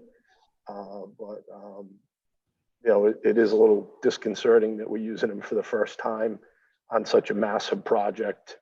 But I do trust your judgment and your discretion as to, maybe going out simultaneously to different contractors too. We're all anxious to get these projects done. Thank you. Thank you, Mr. President. Director Salitro, you just said a moment ago, and you hadn't stated that earlier, you said you had checked with other directors and there was no issues with any of these three contractors. Who or what communities did you check with other directors with? Jamestown and Pawtucket. So it was a couple other communities. Correct. I know both directors personally. So I called them up and said, any issues?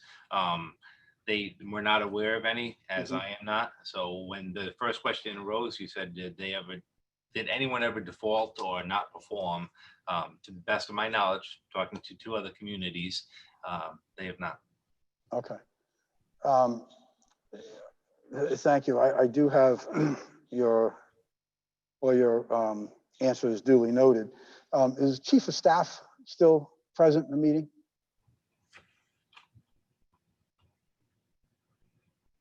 Is the Chief of Staff still present in the meeting? Yes, here. Yes, thank you, Chief.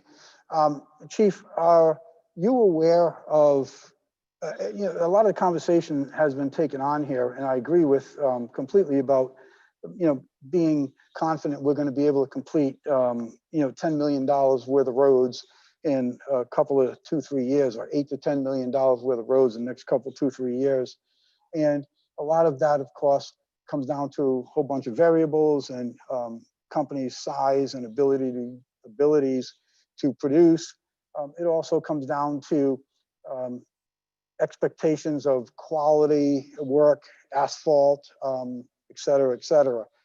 Testing the temperatures of the asphalts coming out of the plant, testing the temperature of the asphalt when it's delivered to the actual site. That impacts how it's rolled, how it lasts, et cetera. So I know Director Salitro has stated that he is not aware of any of these companies who have ever had any issues with their bonds being revoked or suspended. He's also testified that he has not, or he is not aware of any of these vendors being replaced on a job site for whatever reasons. And he's checked with 2 other communities, and those 2 particular communities have nothing to state to that. Do you have, or are you aware of any issues where any of these 3 vendors have had issues with any performance in any other communities, or have had to have any work redone or completed because they couldn't complete it? Mr. Chair, Chief of Staff here. Being a Chief of Staff, I don't have that interaction like a Public Works Director would be. Like would have Mr. Salitro, when he was with the Work Sewer Authority, had a tremendous amount of interaction with these contractors.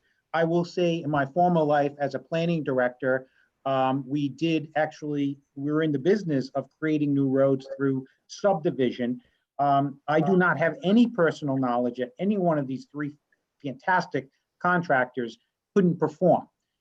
If the question is, in each individual contractor that was ever had an interaction with a third party had an issue, that's really between the contractor and that person. We all know in private sector businesses, there can be a lot of interaction between parties and third parties, some happy, some not so sad. Probably you, Mr. Chairman, with some of your customers. I will say from my perspective, we are very confident that we have a low bidder and we have two other fine contractors, which will be self-regulating. One thing on the cost too, we're also not factoring in is what the cost of the actual roadway may be. You may have a roadway that ends up being very costly because it's a whole renovation project. And that also plays into the cost because it's not just about miles of asphalt being put down. It's what is the cost of that asphalt for that particular project? So when we say $8 to $10 million, the mayor was incredibly insightful when he said that is a good number to see if the entirety of the city could be paved within a reasonable time frame. I think some of the variables that you mentioned are true, but I also feel a variable is the cost of the particular roadway that's going to be the most expensive, but most needed. And we have three contractors, right? We all know that they're great contractors. They've done a lot of paving in the state of Rhode Island. We have a low bidder, qualified low bidder. We have County Corporation, D'Ambra, speak for themselves. Bidding three contractors for this amount of paving in this short period of time seems to be the most reasonable approach, right? Because now we have one self-regulating system where if one contractor doesn't perform, we have two others. The other thing is if we wanted to really attack this, which Mayor Solomon wants to attack it, it's going to attack the city all at once. And that's going to require many crews. And we have three contractors to do it. So the original question is no, I do not have any personal understanding that there was any negative light on any of these three contractors to my knowledge. Thank you, Chief. I agree with the importance of getting this done, getting it done in a timely manner. And that is what has prompted my questions. I know in my world of construction, those questions are always put forth in bidding processes. And it's always a concern on the larger projects because you don't want to be caught between a rock and a hard place and can't complete something which needs to be completed. And there were reasons that should have been known or should have been identified. So we've got it on the record. It is on the record by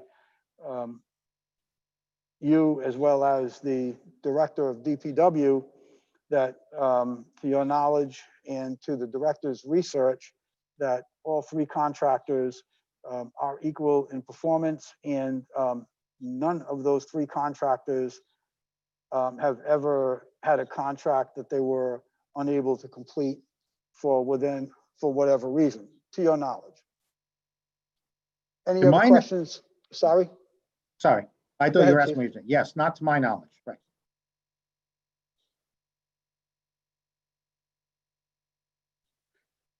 Okay.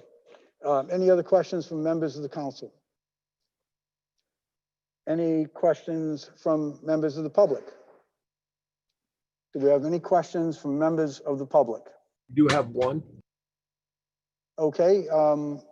Please identify yourself for the record. It's Roger Durand. I have a question, and I don't mean to be facetious. Are we sure we're going to get roads with this bond issue?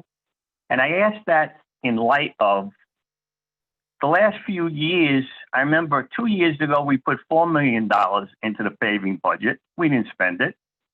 The year before, we put $4 million, I think, back again, wasn't spent. And I just was listening to Mr. Sinapi talking about with this budget process. Well, we can't do something when we tell somebody we're going to do something, we can't change the rules. Well, that's exactly what happened. We were told this in the budget process, and I'll end it on this note. We and Governor Francis and in Ward 1 received tax increases last year to the tune of 10, 12, 15%. And part of that was to pay for roads. But no, we took some of the money to pay for schools. So my question, and I don't know if I can direct this to you, Ed, because you don't control the cash. Are we actually going to get roads, or are we going to get money spent on other things that we didn't think we were paying for? Mr. Duran, that's a very good question. And as you know, as well as some of my colleagues on the city council know, we've experienced that oftentimes in the past with the previous administration, particularly, where X dollars and cents were budgeted for roads and they ended up being used for something else. Correct. My concern is also, as your concerns are, that this money, let me back up, that we will be able to lay down $10 million worth of asphalt, $8 to $10 million worth of asphalt in the next year, certainly complete it in 2 years, from what I recall the recent conversation to be. That is a concern. And can I make one other point? And I'll let you go because there's other things I want to talk about, sewers. Yeah. But I'm tired of the narrative that I keep on reading that we didn't get a tax increase this year. That's not true. Roger, if you saw what we got, let's stick with, well, I'll end it on this note. I'll end it on this note. We got a big tax increase over here last year that was a Wallapalooza. So don't tell me we didn't get a tax increase. And we'll talk about that in sewers. That was my only point. Okay, so to finish my comments, I certainly am hopeful that with 3 contractors, as has been alluded to from the director and the chief of staff, that with 3 contractors, we are going to spend this money on roads, get these roads done in terms of either replacement, repairs, or an overdue. And we're going to do it, if not in 1 year, in 2 years. Any other questions from members of the public? Before I call for a vote on this, I just want to put it on the record that I'm going to vote favorable for 3 contractors. I don't want to have it come back that, oh, we couldn't do it because we only had 2 contractors. I will be supporting 3 contractors. However, my choice would have been to have Carty Corporation as the first contractor of choice. Yes, we have worked real hard over the last almost 4 years now in getting bidders into the city. And we have done that because we have been fair and equitable to all of the vendors who are bidding. We've encouraged vendors to bid. We've encouraged department heads to ask questions why people are not bidding. And we have also gone with various reasons for not vying with the low bidder, particularly when the spread is so insignificant.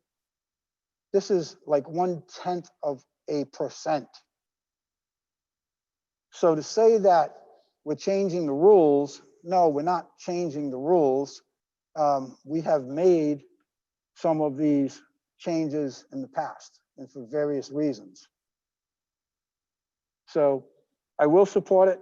I want to be sure that we're going to give the department the tools that they need to complete $10 million worth of asphalt in the next year or 2.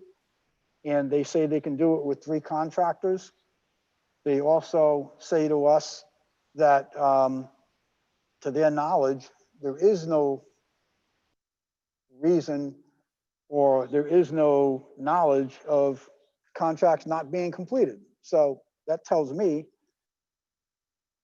that I shouldn't expect to hear of any or see of any. Having said that, I need a motion on 2021-030. I'll make a motion. Yep. I'll make a motion. Oh, We're sorry. we're in motion. I'll take the motion. Okay, I'll make a motion on PCR 61-20 with the new contract award of $9,901,302 for favorable action. That was on PCR 6120, correct, Councilman? Correct. Yeah, thank you, Councilman. Do we have a second? Seconded. Now there Yeah, can be we discussion have on a the motion, second. so may I make my comment? I'm sorry? Now there can be discussion on the motion, so may I make my comment? Sure. Go ahead, Councilman. The point you made about the rules have been changed in the past, so it wouldn't necessarily be a problem to do it now. Councilman, I can't hear you. Could you speak up a little louder, please? Can you hear me now? I can. Perfect. Thank you. The point you made about the rules have been changed in the past, so it's potentially okay to do it now, I do not think is valid. Fundamentally, if we did it wrong in the past, does not mean we should continue to do it wrong in the I future. never said we did it I wrong think in the past. you outright said that in the past we have changed the rules and it's been fine. I didn't say you used the word wrong. What I'm saying, I characterize it the way I characterize it because that's how I view it.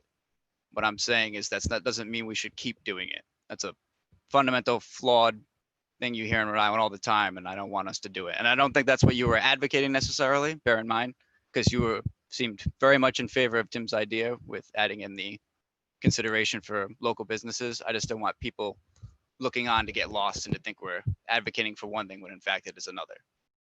I'm glad you clarified that, Councilman. Thank you. We have a motion. We have a second. Any further discussion? Hearing none, I need a motion. All in favor? Aye. Aye. Aye. Motion passes. Thank you.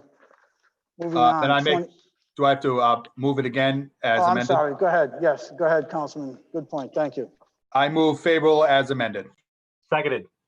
We have a motion to move favorable as amended. We have a second. All in favor? Aye. Aye. Thank you, Councilman McAllister. Thank you on that. Thank you. Item 12, 2021-031, Pest Control Services. That is found on page 143. Public Works is requesting to award this bid to Griggs and Brown for a one-year period in the amount of $4,000 from September 1, 2020 to August 31st, 2021. Thank you, Christie. Any questions from members of the committee? Any questions from members of the council? Any questions from members of the public? Do we have any questions from members of the public? Hearing none, I need a motion on 2021-031A. I move favorable action. Seconded. We have a motion for favorable. We have a second. All in favor? Aye. Aye, thank you. Item 2021-031B, Pest Control Services, Fire. Assistant Chief Howard Fire Department. Fire Department's also recommending Griggs and Brown for the same contract for an amount not to exceed $4,000. Thank you, Chief. That is page 148, by the way. Any questions from members of the committee? Any questions from members of the council? Any questions from members of the public? Do we have any questions from members of the public? Hearing none, I need a motion. I move favorable action. Seconded. Motion favorable. We have a second. All in favor? Aye. Thank you, Chief. Next item 14, 2021-031C, Pest Control Services, P&R. James Scott, Parks and Recreation. Like DPW and like Fire, we will be awarding the same contract period, not to exceed 1,200. Thank you, Director. Any questions from members of the committee? Any questions from members of the council? Any questions from members of the public? Do I have any questions from members of the public?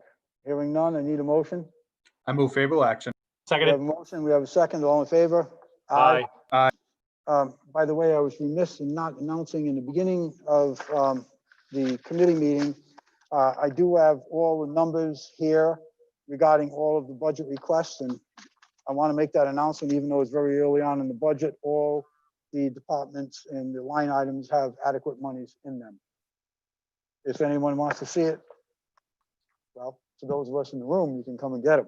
If not, we can email them to you. Item 2021-32, rebuilding and rebuilt exchange transmissions, found on page 158. Public Works is requesting to award this bid to 3 vendors, Quaker Transmission, Power Product Systems, and Camerata Truck Parts in the amount of $15,000 for 1 year, beginning September 5th, 2020 to September 4th, 2021, in the amount of $15,000. Well, Christie, so explain to us why you need 3 vendors for this. After review of all the bidders with the automotive chief, we've determined that these three are the lowest responsive bidders. Two of them don't provide transmission rebuilds for the smaller vehicles like 1-ton dumps or passenger cars.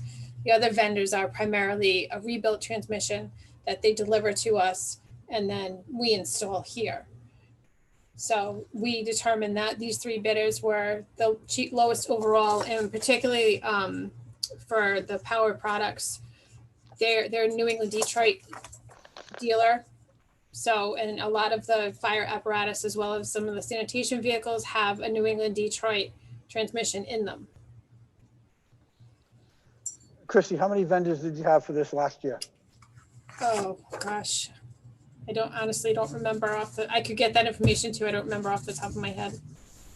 I'm not sure if I was clear. How many vendors were you using last year for this particular item? We had two. And so if you had two last year, that worked out with no problems? Actually, we only had the occasion we only had, knock wood, one transmission problem.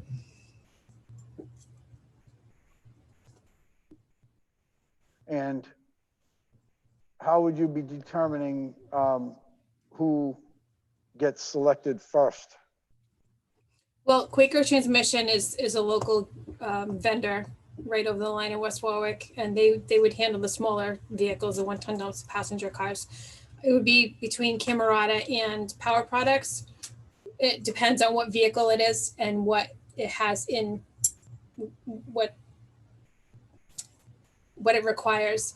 Then, so we go by the least expensive vendor first. And then if they can't get it to us and say we have a fire truck down, then we would go to the next vendor to get us the transmission so we can get that back on the road. Thank you. Any questions from members of the committee? Any questions from members of the council? Any questions from members of the public? Do we have any questions from members of the public? Hearing none, I need a motion on 2020-032. I move favorable action. Seconded. We have a motion for favorable. We have a second. All in favor? Aye. Aye. Thank you. Next item, 2021-043, found on page 164. Fire department went out to bid for structural firefighting boots. 6 vendors submitted bids. The fire department's recommended Fire Tech and Safety be awarded the bid. They had the lowest price on a qualified product. We're looking for the current bid that's expiring 8/19 of 20. Looking for a 2-year bid for a total amount not to exceed $15,000. Chief, what'd you spend in this line item last year? Fiscal year 20, we spent $640. We unfortunately only needed 2 pairs of boots that were that needed to be replaced. In fiscal year 19, $9,765, and in fiscal year 18, $12,000. And how many boots do you plan on replacing this year? So we're looking for 22 sets of boots. We put this on a replacement cycle like most of our PPE. NFPA standard is 10-year life expectancy. Realistically, we get about 8 years out of it. So if we divide the 170 some line firemen by 22 or by the 8 years, we get about 22 sets of boots. So right now you need 22 sets of boots for the next 2 years? No, 22 for both for each of the year of the 2 years. So we expect 22 sets. This will get us 22 sets for this current fiscal year and 21 sets for the next fiscal year. And how much is each set of boots? The $335 per set of boots for this year. Next year it goes to $345. And how did you come up with this number of 22 boots? Explain that to me again. So we You plan need on 22 pairs of boots. Right. So we get about 8 years on average out of the life expectancy of boot, depending on for damage and wear. We have to replace them at 10 years by NFPA standard. But typically, looking back historically, we get about 8 years out of a set of boots. We have about 174 firemen that need a boot for the line fire. And if you divide that by 8 years, you get about 22 or 23 sets of boots per year. That's our average. Okay, so, yeah, I understand, you know, you're doing a law of averages here. I know in my world, you know, I take physical inventory on equipment before I replace it, determine what the actual age is and what the remaining life is, or suspected remaining life, to come up with a number.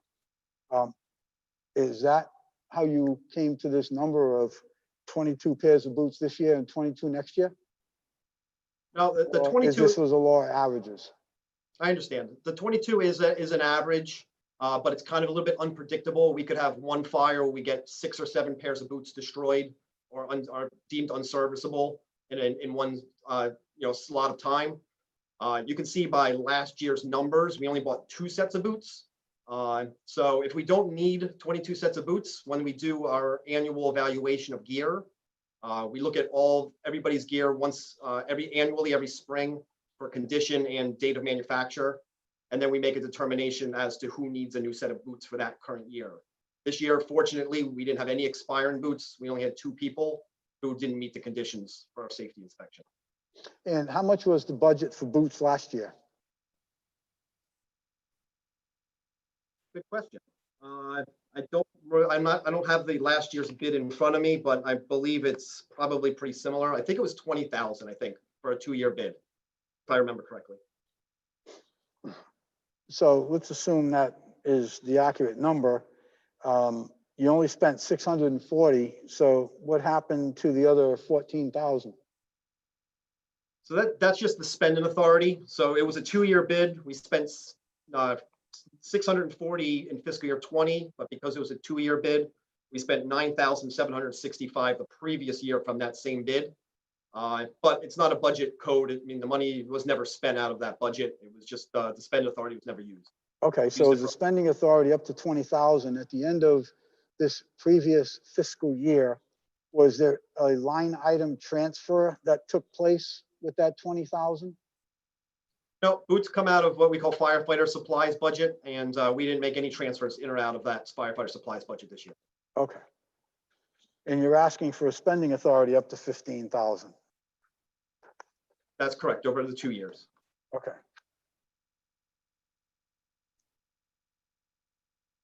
Last year, did you say last year was only a 1-year contract? No, last year was a 2-year contract.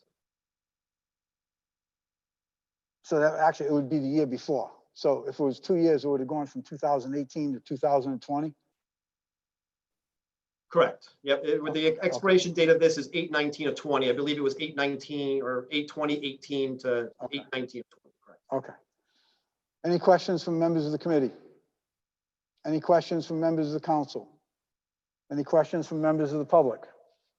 Do we have any questions from the members of the public on structural firefighting boots? Hearing none, I need a motion. I move favorable action. Seconded. We have a motion for favorable. We have a second. All in favor? Aye. Aye. Thank you. Thank you, Chief. Next item, 2021-044, firefighter occupational medical evaluations, and that is found on page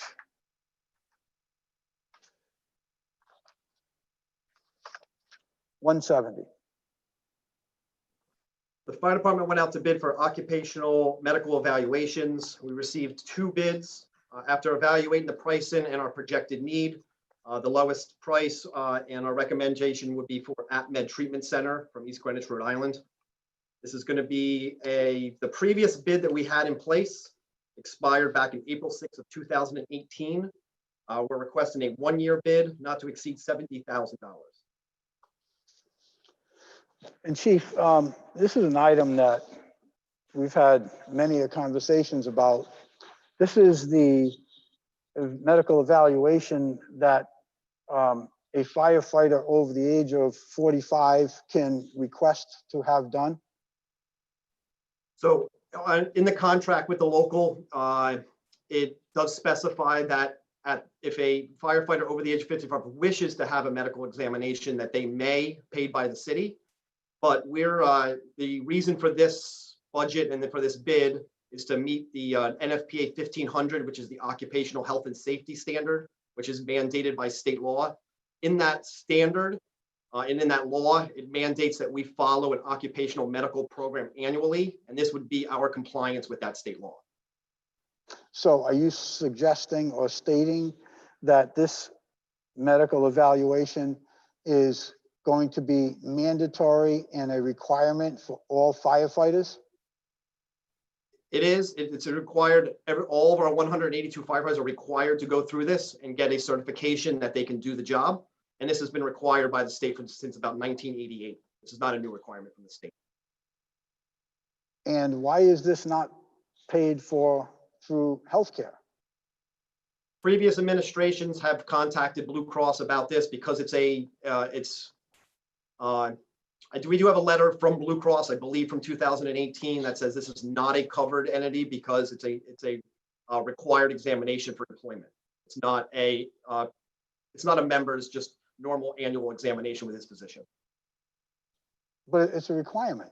So in order to perform their job, this is a required exam. So this medical exam evaluation is different than the $70,000 that in the past years we've had discussion on. I think actually was removed from the contract at one point, or a contract, and then put back into a new contract, if I'm not mistaken. This is different than that, correct? This is different than that. The contract was for somebody who wished to have an examination if they were over the age of 45 to certify them. But this is our compliance with state statute that says that I'm required to give them an occupational medical examination. I'm required to offer every person 1 year. Every year, each firefighter on this job by state statute is required to certify that their health and safety, that their health is in compliance with the standard. So have we ever had this in a bid before? Has this ever come before us before? Yeah, it was. It's been for as long as I've been up. I've been here for 6 years in administration, okay. So it has. It's been. I believe in 2018, you rejected the bid and you did not award the bid. Okay, the one that I recall rejecting was the voluntary one. Is this the same one where I think it was the year before last? It was only a $10 copay spent out of that particular $70,000 budget. This the same item? You're correct. I believe the issue and the confusion might be into previous administration's presentation of what the needs of this are. I believe other administrations probably tried to depict this as a contractual obligation, where actually doing the research and looking into why we need these occupational exams, it's actually state statute that requires us, not the contract. So that, and not obviously the state statute would override the contract. So to be clear, we do not have two sets of medical evaluations. One that is requested by any firefighter over 45 years old for $70,000. That's the one that's in the back of my mind that we actually did reject 1 year. And then, or do we also, in addition to that one, is this one, 2021-044, the one that you're saying is an NFPA requirement, contract requirement, is that different? So do we have a total of $140,000 that the fire department is asking us to approve for both voluntary medical examinations or requested medical examinations and required medical evaluations? They are one and the same. So this is going to be the same bank of money that we're requesting from the budget. If a member decides that he doesn't want to, would choose not to use AtMed because this is health services as the provider, and he would rather use a different physician to do his medical certification, he may very well do that. That's within the contract and within the standard that we're following. So they can go to their own doctor as long as that doctor is willing to certify them that they are fit for duty and meet the standards of NFPA 1582. They're more than willing to do that. The city would pay for that out of these same funds, but we would not give them a second examination. We would not send them that because we've already got the certification. Are all firefighters entitled under the Blue Cross coverage plan that we have with the city of Warwick, or for the city of Warwick from Blue Cross? Are all firefighters allowed to have an annual fiscal from their primary care physician? Yes, they are. That's correct. And does Blue Cross pay for that? Yes, Blue Cross does cover it. So why doesn't that physical exam take the place of this? Why doesn't that physical exam from their primary care physician, who I am quite confident if they have chosen their own primary care physician, that this physician is more than qualified to make a fiscal evaluation of that employee and make a determination as to whether or not they're fiscally fit and able to perform the rigorous and strenuous duties of a firefighter? Why doesn't that medical exam that's being covered under Blue Cross suffice? My best answer for that is going to be that those doctors are not going to sign a certification. Along with that certification, they have to meet the NFPA standard, which I know my doctor and another doctor that's in my office, same office as my doctor, is a retired firefighter. He will not sign that off because he does not meet those standards of certification. There's a whole bunch of tests and different evaluations that need to go along with it. And typically only occupational medical doctors that specialize in occupational exams for services like the fire service will sign that certification.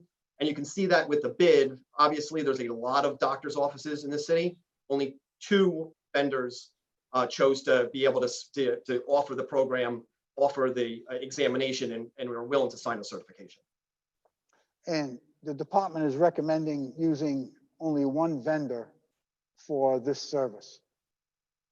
We definitely would highly recommend one vendor. That way we're getting a consistent flow of health information back and forth between, this is going to be health information that we're receiving, and we don't want to be getting different health information from 2 different health organizations.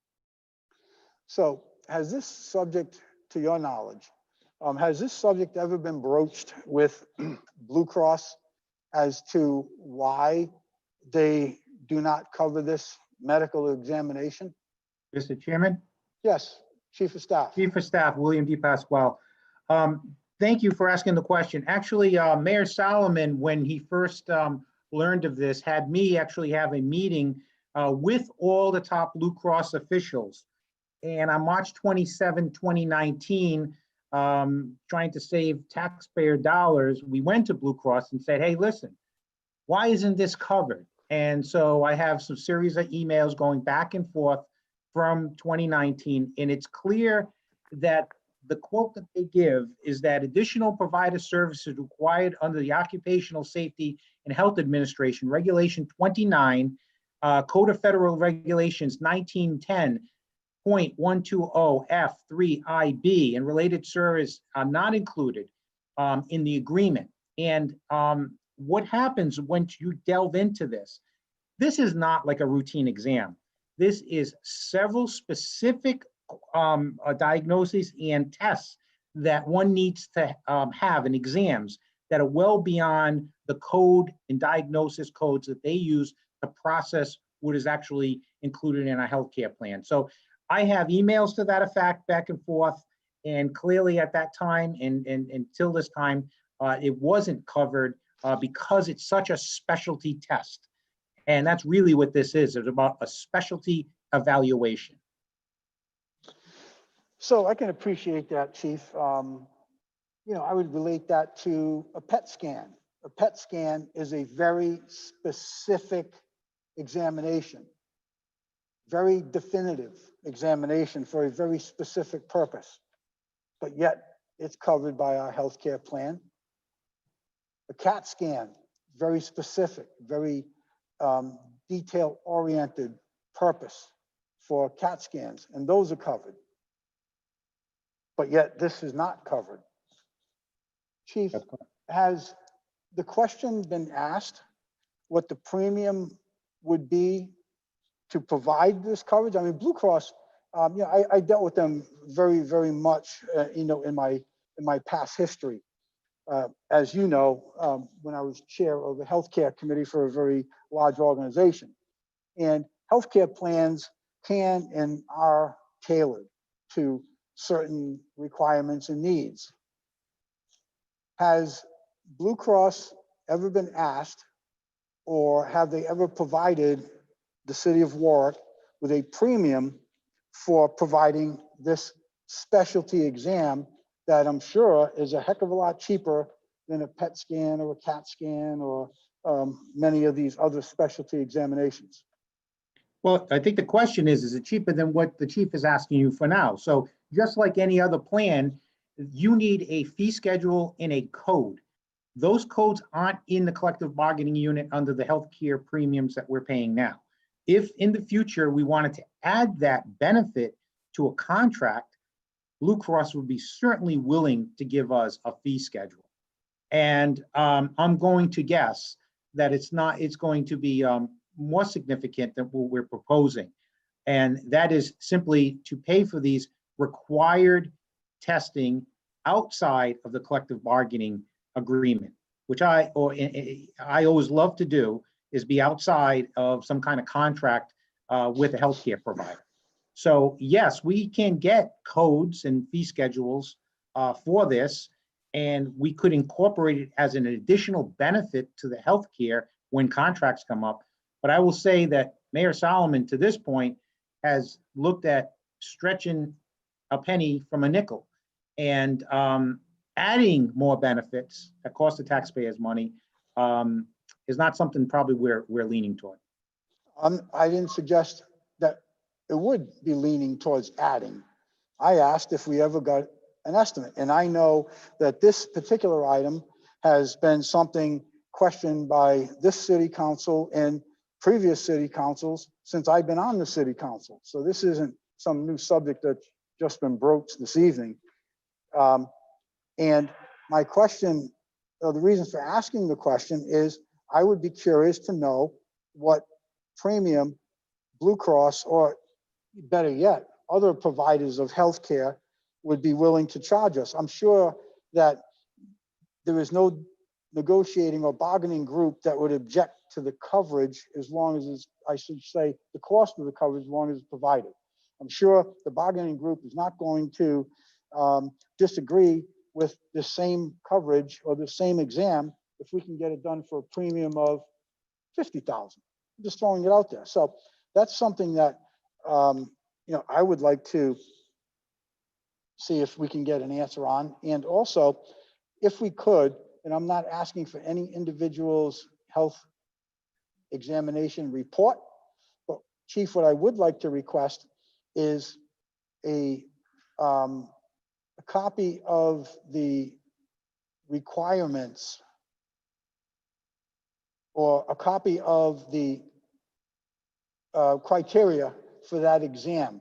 What makes that exam so much different than the medical exam that I go to, as an example, an annual physical every year? So could you get me, when I say chief of staff, if you could get me from AtMed Treatment Center what the punch list is for this examination that our firefighters would be receiving? I mean, from my perspective, it's very simple. You have a bid. It's the lowest bid for the services being rendered. If we want to speculate about opening a contract that includes healthcare provisions and adding contract language to provide additional benefits, I don't think this is the forum. There is a long list of differential that I at least was told to me by Blue Cross themselves as a difference between this and an ordinary test.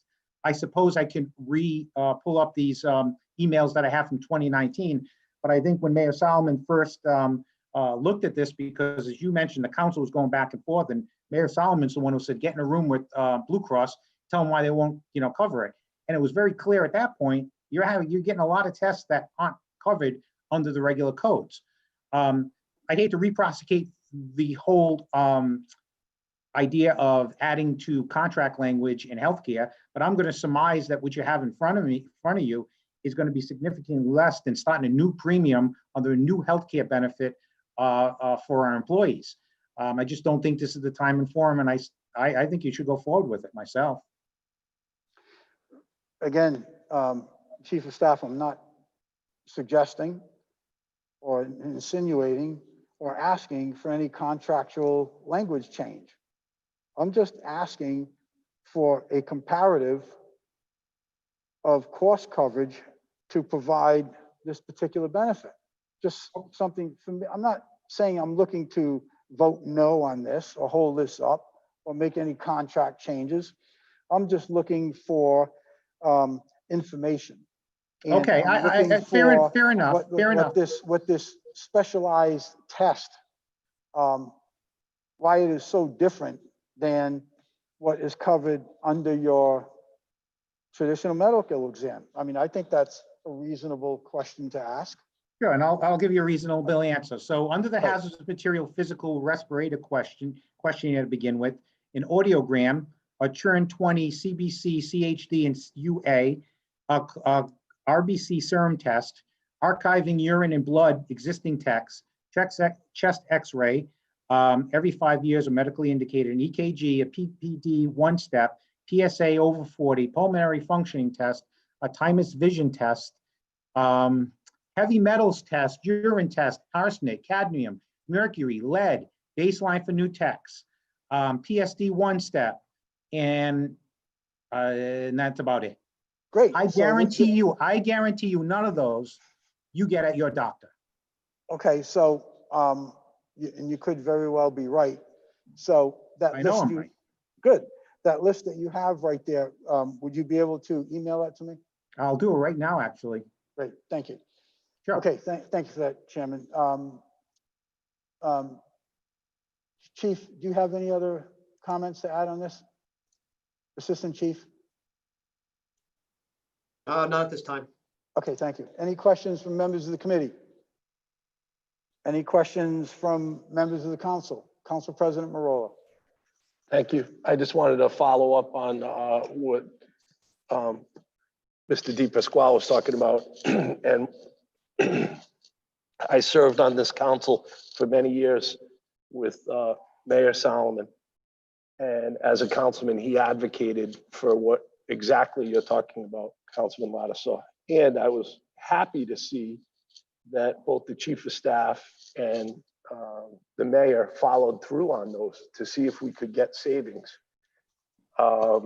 Because I too thought it was a little ridiculous that we couldn't include them. And I also remember reading that letter that Mr. Di Pasquale was referring to in 2019. I think he sent it out to us.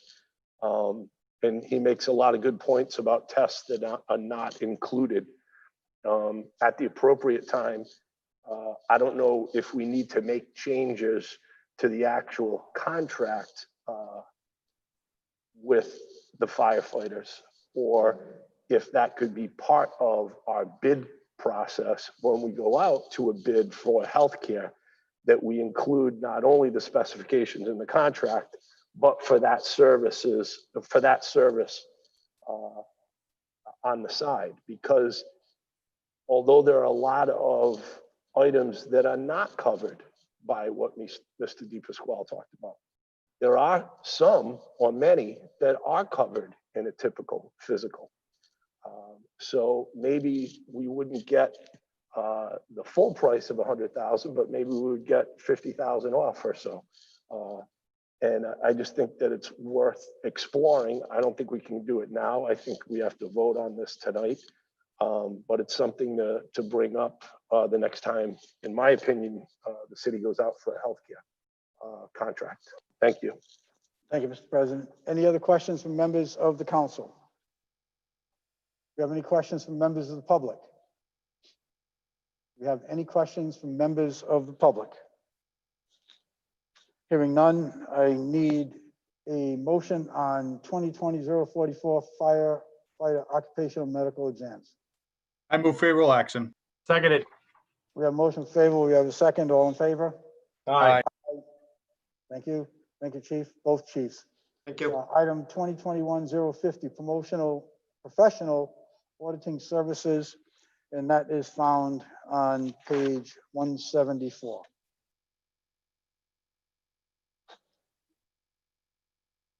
This is city portion only. Who's My going to be video's not on. speaking? Do you need my video? Okay, you're on now, Lynn. Okay. So the city went out to bid recently for professional auditing services. We got 2 responses, and I'm requesting you award to the, not just the lowest bidder, but the best qualified bidder with Markham. Christie, you want to, I'm sorry, you want to give us some, Lynn, you want to give us some background on the reasoning on this and why you referred to them as the lowest qualified bidder? Best qualified. Best qualified. And the low bidder. They have a long history in the state of Rhode Island. The other was CLA. They have a long history in Massachusetts, but not Rhode Island. We also really like that Markham has a plan that they've outlined to provide a timely audit, which is a very big goal of the Treasury Department. CLA did not provide a clear timeline. And Lynn, when you emphasize a timely audit, I'm assuming that you are reflecting back on previous audits and less than timely completions? Correct.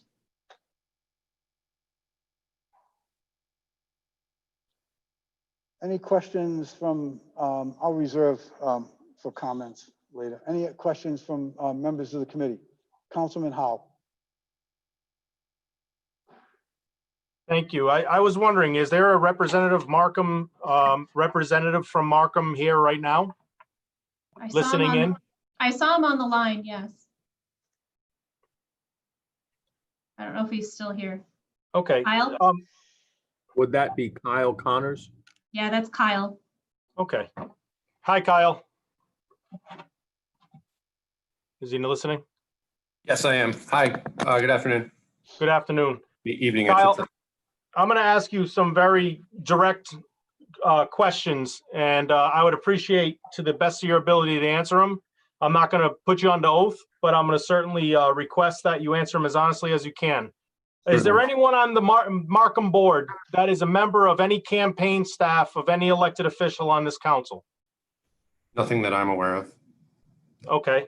Is there anyone on that Markham board or Markham that is going for this bid that is involved in any of the executive duties on a campaign staff of this elected council?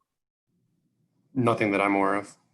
Okay, and no one is acting actively as the treasurer of anyone on this council? I would have no knowledge of that. Okay, is this the same Markham company that also was hired by this council to do the auditing in the past? I've only been with the firm for about 18 months, so I don't know of any other companies named Markham, but I'm not sure what you're talking about. I believe the firm that you're talking about was acquired by Markham, correct? I thought it was the same company. Excuse me. Whoa. If we're going to be having, different folks commenting on this, I would appreciate if you be recognized by the chair prior to beginning your comments. Thank you. Go ahead, Councilman Howe. Okay, so Lynn, I'm sorry, Chairman, I'm going to ask Lynn to ask that question again, please. I'm a little shady on the history between Markham and, what was it, YKSM, but I understand YKSM used to be the council's auditor, correct? And then they were bought by Markham? Okay, all right, thank you. And Right. to my knowledge, they're very different departments within the organization as a whole, Okay. to my knowledge. Well, either through the chairman, Lynn, or the gentleman, I'm sorry, was it Kyle, who I'm speaking to, represented Markham. When was YSKM purchased by Markham? Would have been July of 2018-ish. Okay, That again, Okay. it's before my I understand. joining Markham. Okay, July of 2018? That's your estimate? To the best of my knowledge, again, that was before my time with Markham. Okay, thank you so much. Thank you, Mr. Chairman. Okay, thank you, Councilman. I wasn't sure if you were completed or not. I am. Thank you. Any other questions from members of the committee? Do we have any questions or comments from members of the council? Do we have any questions from members of the council? Do we have any questions from members of the public? Are there any questions from members of the public? So, hearing none, I'm just going to make a few comments here. So, as you know, back when Mayor Solomon was Council President Solomon, we had acquired the services of an auditor. We needed an auditor that both had CPAs as well as CFIs on their staff. We had used other auditors in the past and didn't work out so well. So, as a credit to, at the time, Council President Solomon, the auditing firm of YKSM was hired. And they were hired because we had pending litigation with one of the bargaining groups. We had a significant amount of issues with the school department. We had pending arbitration with them as well. And they got us through this. And I personally am quite happy to see that the administration has gone out for bid for an auditing firm. I am happy to see that the administration has also concurred and made the determination that Markham is the most qualified vendor to perform this service. So certainly I think having an auditor of their qualifications as well as their size, they're a national organization. It isn't just a city of Warwick or state of Rhode Island company. They're a national company as I understand it. And they certainly have performed for the services that were required by the city in the recent past. I am certainly comfortable with the fact of what their capabilities are going forward. And I concur with the administration in this selection. So having said that, I would ask for a motion on 2021-050 professional auditing services. Do we I'll have a move motion? favorable action. We have a motion favorable action. Do we have a second? I'll second it. We have a A motion. point to We make have a- too, now that there's a motion made. Excuse me, Councilman? I Did have you- something to add now that there's a motion made, given that we can Sure. discuss it. Go ahead. My own views of Markham, I mean, based on talking to the school department, they weren't shy about their criticism in regards to them, but leaving that out, I was not happy with how they billed us, the manner in which they did it, nor how they handled the work for us, frankly. I think I've conveyed that at least at times, and I also conveyed similar apprehensions when they came up before us for renewal at the council side. And I know what my thoughts would be next time they come up before us as well. So if the administration wants to speak on this and to assert they're fine with it and why, then that's one thing, but otherwise, I don't support this. Thank you, Councilman. Duly noted that you are not supporting the administration's recommendation of Markham Group duly noted. What I So we said. have a motion. Sorry, That's not what Sorry? I said. what did you? I thought you just said that you were not supporting this motion. I said if the administration does support this and they wish to say so, and preferably why as well, but at least if they support it, then I'd like to hear it. But if they don't, and I have no indication that they do, nor that they stated such, then I'm not in favor of it. And by administration, I mean the corner office and whatnot, not simply a division within. Okay, so as I said, you disagree with it. Fine, thank you. We have a motion, we have a second. Mr. Chairman. Councilman Howe, yes. Thank you so much, and I do apologize about coming in late. I know there is a motion. I'm very aware there's a second. I was going to request if there could be a change of motion to hold. If not, I understand, but I was going to request a change of motion to hold. We have a motion and we have a second on the floor. I'm going to ask for a vote on the motion. Okay, thank you. We have a motion, we have a second. All in favor? Aye. I'm going to vote no. To No. hold. Okay, motion fails. I assume we're going to need a PCR on this. Madam Clerk?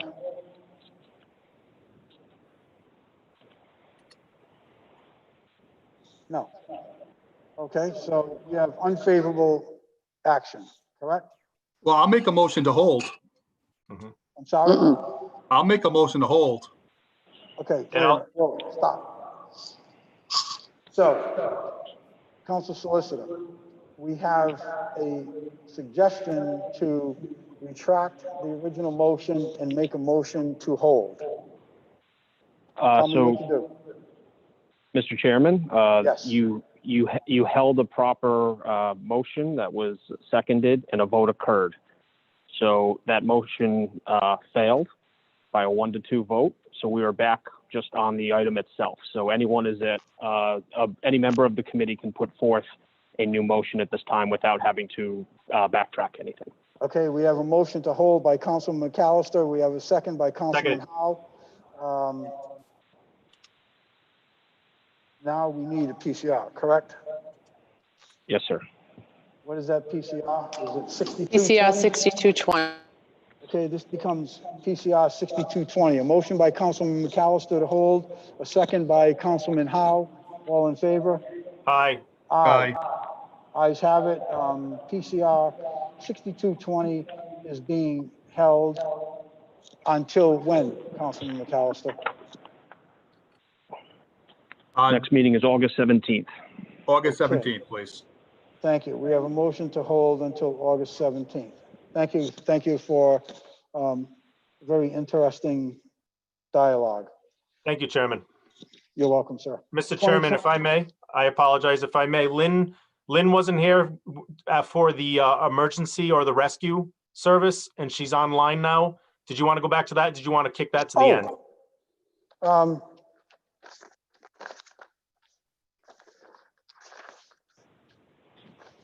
Councilman Howe, being as I am so agreeable, I will leave that up to you. Would you like to have that move now, or would you like to have it move later? What is your pleasure, sir? I'm good to move it now. We can get it done and over with, so we don't forget about it again. Councilman McAllister, any objection? A thumbs up, we're good. Lynn, go right ahead, please. Thank you. That is 2019-052, and it's found on page 15. I am requesting a 6-month extension on our rescue services bid. It's actually currently expired, and I fully admit that was just my oversight in the chaos that's been going on down here. They do really good work, and I feel like the 6 months is enough time to go out to bid again for the award, while also not losing any of the data that they may have due to rescues from COVID. So that's why I'm asking for the full 6 months.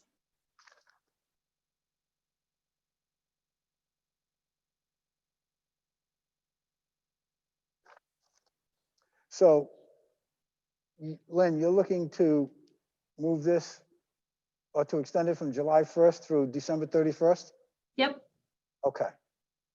And when did the contract expire? June 30th, unfortunately. Okay. You know what, Lynn, with everything that has been going on, I don't have a problem with that. And I do appreciate, you know, you just coming straight out with it. I know for a fact that it has occurred. I don't think there's any department in this city that can't say that somewheres along the line, something got mixed up in the shuffle with the chaos, with whether it be COVID or anything else. I don't think there's a department in the city that at some point hasn't lost track of a bid. So I don't have a problem with your request, and I do respect your candidness on it. Any questions from members of the committee? Any questions from members of the council? Any questions from members of the public? Do we have any questions from members of the public? So this will become PCR 6320. And at the request of the department head, they're looking for a 6-month extension. I need a motion. I move favorable action. Mr. Chairman, Sir, a question for the director. The protocol in the bid itself is a July 1 to 12/31. Is there an amendment needed to this, or is this all set as in its current form as part of the bid package? If so, no PCR is needed. yeah, that's a good point, Council Lynn.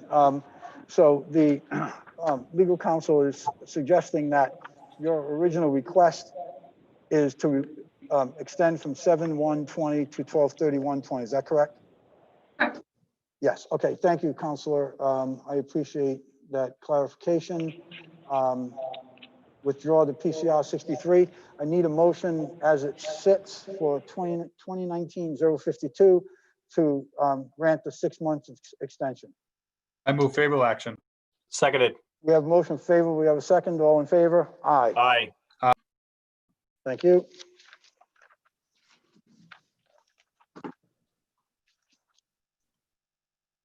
Okay, 2021-052, automotive wet batteries, found on page 179.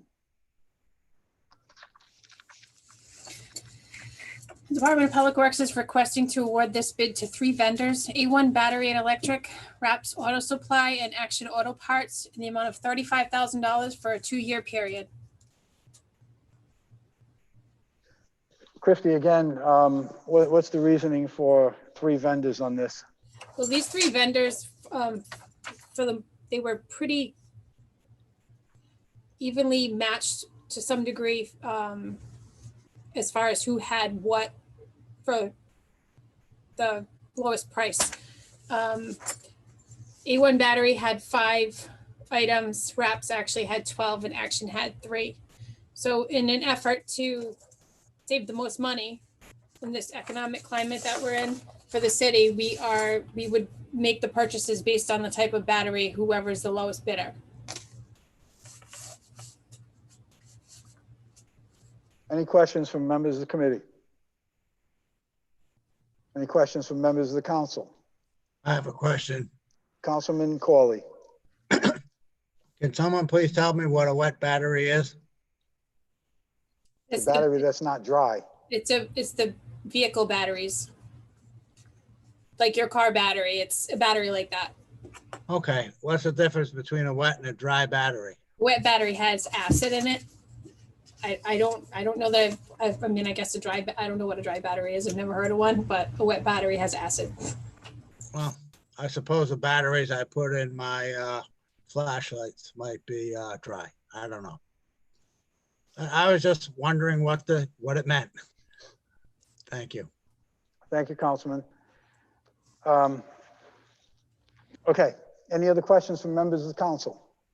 Any questions from members of the public? Do we have any questions from members of the public? Hearing none, I need a motion. I move favorable action. Seconded. We have a motion favorable. We have a second. All in favor? Aye. Aye. Thank you. Item 20, number 2021-055, professional printing and mailing, found on page 183. Good afternoon, good evening, Chairman Lattiser. Good evening, Russell. How are you? Good, thank you. The city went out to bid for the printing of the recycling calendar along with the mailing. And the city is recommending that we award the bid to the lowest bidder, which was Indiana Printing and Publishing Company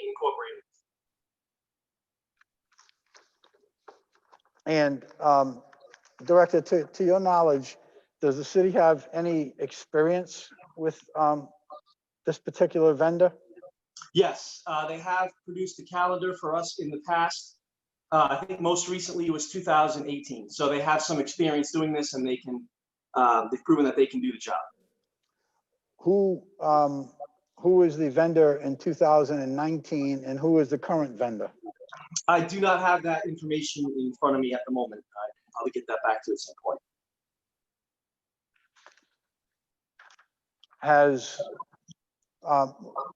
So I don't know. So did the current vendor bid on this? Perhaps someone else in the administration would know? I'm asking the questions because I know we had some problems with this calendar in the past. So I'm looking to. Yeah, Chairman, yes. I was not here in the past. This is my first go around. I know. As you intimated that there have been in the past issues, mistakes here or there, but I can assure you that under my tenure, that will not be the case. Mm-hmm. Council Chair. Yes, Chairman. Christie. So in 2018, the calendar was produced by Indiana Printing and Publishing. Okay. Which was, that was fiscal year 19, so it was last year. Okay. I'm sorry, not last year. The year 2 before. years. Yeah. Fiscal year 19, it was produced by 21st Century Media. And I believe they are on the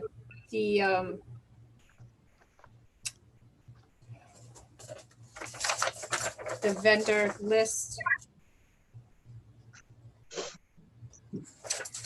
And it was slightly more than it is this request. It was $30,511. Mm-hmm.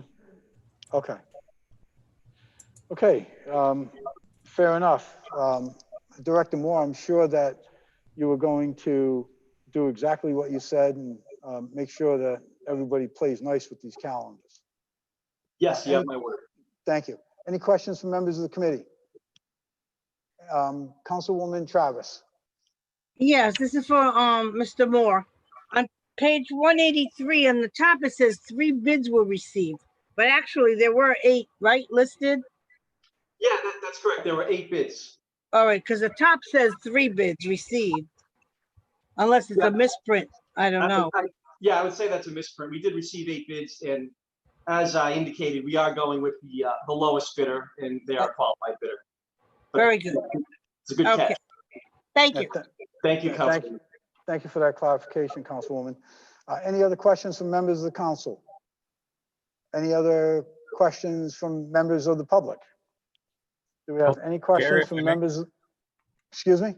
Councilman Ricks. Chairman, if I may. Oh, I'm sorry, Councilman Ricks. I'm sorry. Go ahead. Thank you. Very brief comment. So I suppose hearing from a constituent a few years ago, he tells me that decades ago, St. Joseph's Day appeared on the Warwick recycling calendar.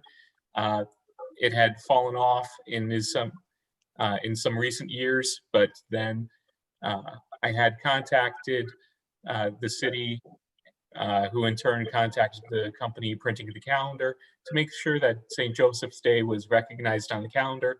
So I believe that last time that Indiana Printing was performing these services, that was before St. Joseph's Day made it back on the calendar. So wanted to make a brief note to make sure that we keep that day recognized on the calendar. Thank you. Yeah, thank you very much, Councilman. Any other questions from members of the council? Do we have any questions from members of the public? Any questions from members of the public? Hearing none, I need a motion. I move favorable action. Seconded. We have a motion favorable. We have a second. All in favor? Aye. Thank you. Ayes have it. Item 21, 2021-083, State of Rhode Island crack ceiling on page 188. Public Works is requesting to piggyback the state bid for crack ceiling in the amount of $80,000 for a 2-year period expiring December 31st, 2022. And that is concurrent with the state bid. And the award would go to Seal Coating Inc., who is the awarded vendor for the state of Rhode Island. Okay. Do we have any questions from members of the committee? Do we have any questions from members of the council?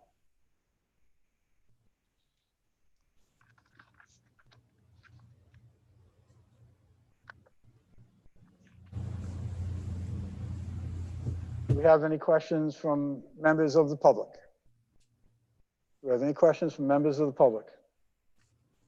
Hearing none, I need a motion. I move favorable action. Seconded. We have a motion for favorable. We have a second. All in favor? Aye. Aye, thank you. Item 22, 213D, original equipment manufacturer's parts, found on page 199. Public Works is requesting to award this vendor to the OEM parts bid. We are not requesting any additional funding. This vendor, and I believe you have it in your packet, I provided that they're the only dealer in this area for E1 parts, which are the ladders 2, 3, 4, and engine 13. We have had a little bit of difficulty getting parts for some of these vehicles on different occasions, so we are requesting to add them to the bid to ensure that we can purchase parts without issue. Okay, so you're asking us to add another vendor to the list because you've had difficulties acquiring parts for some of the fire department's vehicles. Correct. Okay. Any questions from members of the committee? Any questions from members of the council? Do we have any questions from members of the public? Any questions from members of the public? Hearing none, I need a motion. I move favorable action. Seconded. We have a motion favorable. We have a second. All in favor? Aye. Thank you. Next item, 2021-083, police undercover operations, found on page 202. Chief? It's major. Major, okay.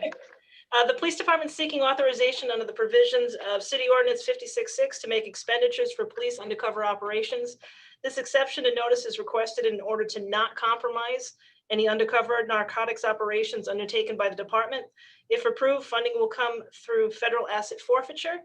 It would not exceed $20,000. Vouchers would be prepared each quarter in the amount of $5,000. Duly noted, Major. Thank you. Any questions from members of the committee? Any questions from members of the council? Any questions from members of the public? Do we have any questions from members of the public? Hearing none, I need a motion. I move favorable action. Seconded. We have motion favorable. We have a second. All in favor? Aye. Thank you. Motion passes. Item 24, 2021-086, found on page 204. Precast items for manhole and catch basins. Christie, go ahead. Department is requesting a 56-6 for Anchor Concrete in Cranston. We have bid these items 3 times and received no responses whatsoever. However, we do have a need to purchase them. They are the most local vendor to us. These items are to rebuild catch basins, manholes, any sort of concrete building products, the concrete, the mortar, the rebar, anything that we need. So we are asking for $15,000 for 1 year from date of award. So Christie, it's interesting that you say you've gone out several times for bids and have received absolutely no bids. Having said that, in an interest of trying to determine why nobody's bidding, did you or anyone from the department reach out to any of the prospective vendors to ask them why they're not bidding? No, we have not. Okay. Any questions from members of the committee? Councilman Howe. Oh, I'm still on. Mr. Chairman, I was just, as soon as I heard that, the first thought that came in my mind was what you just asked of, well, if we're not getting people reaching out to us, I know that there's different ways through the Secretary of State's website to find these corporations and also go through the Better Business Bureau, or I'm sorry, I apologize, the Small Business Administration to find these companies and just put a little bit of time. It could be delegated the time to see what we can find as far as these companies that have this stuff, considering that is very ideal that we need it. So I would agree with what you said. I know that for the last almost 4 years, Mr. Chairman, one of the first things that we tackled and your first year as the finance chair was trying to find ways to bring businesses to want to bid in. And it's unfortunate that we're reaching out and trying to buy something from anyone where, reaching out and the communication is one of the more important parts. So thank you, Mr. Chairman. Thank you, Councilman. And, I agree. There's plenty of ways to reach out to these vendors.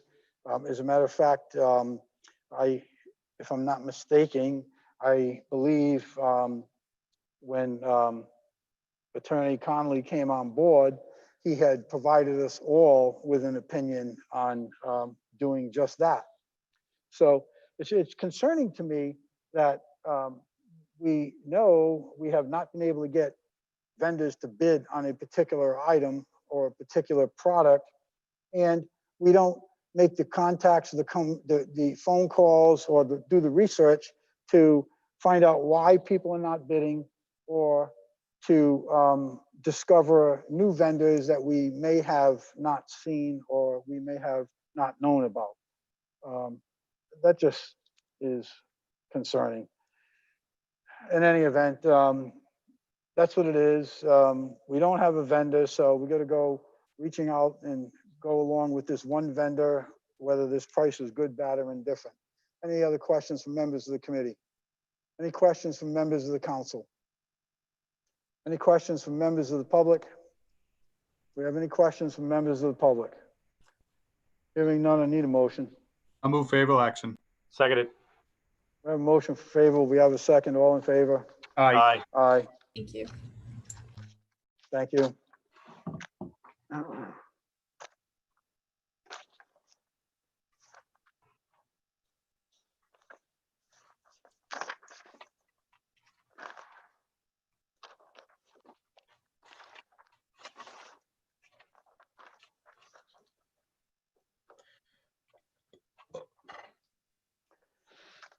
Okay. Next item. PCR 54-20. We're going to start with PCR 55-20, resolution relative to abatements. There are no minutes for approval, by the way. PCR 55-20. Good evening, Mr. Chairman, Good members of the evening. Finance Committee, members of the City Council. Neil Dupuy, Director of Assessing. This month, we have abatements in front of you for July of $435,375.56. I will say that since I was here, this is the largest month that we've had in front of you, so I want to put that in perspective. Okay. First being because of COVID-19, this is really about 5 months worth of abatements coming to you in 1 month. So it averages up to about 87,000 per month if we looked at it that way. The majority of these are Board of Assessment review appeals. Those appeals got backed up because of COVID-19 as well. And I have to say the board did a great job trying to adjudicate everything once we were able to host meetings prior to the tax bills going out.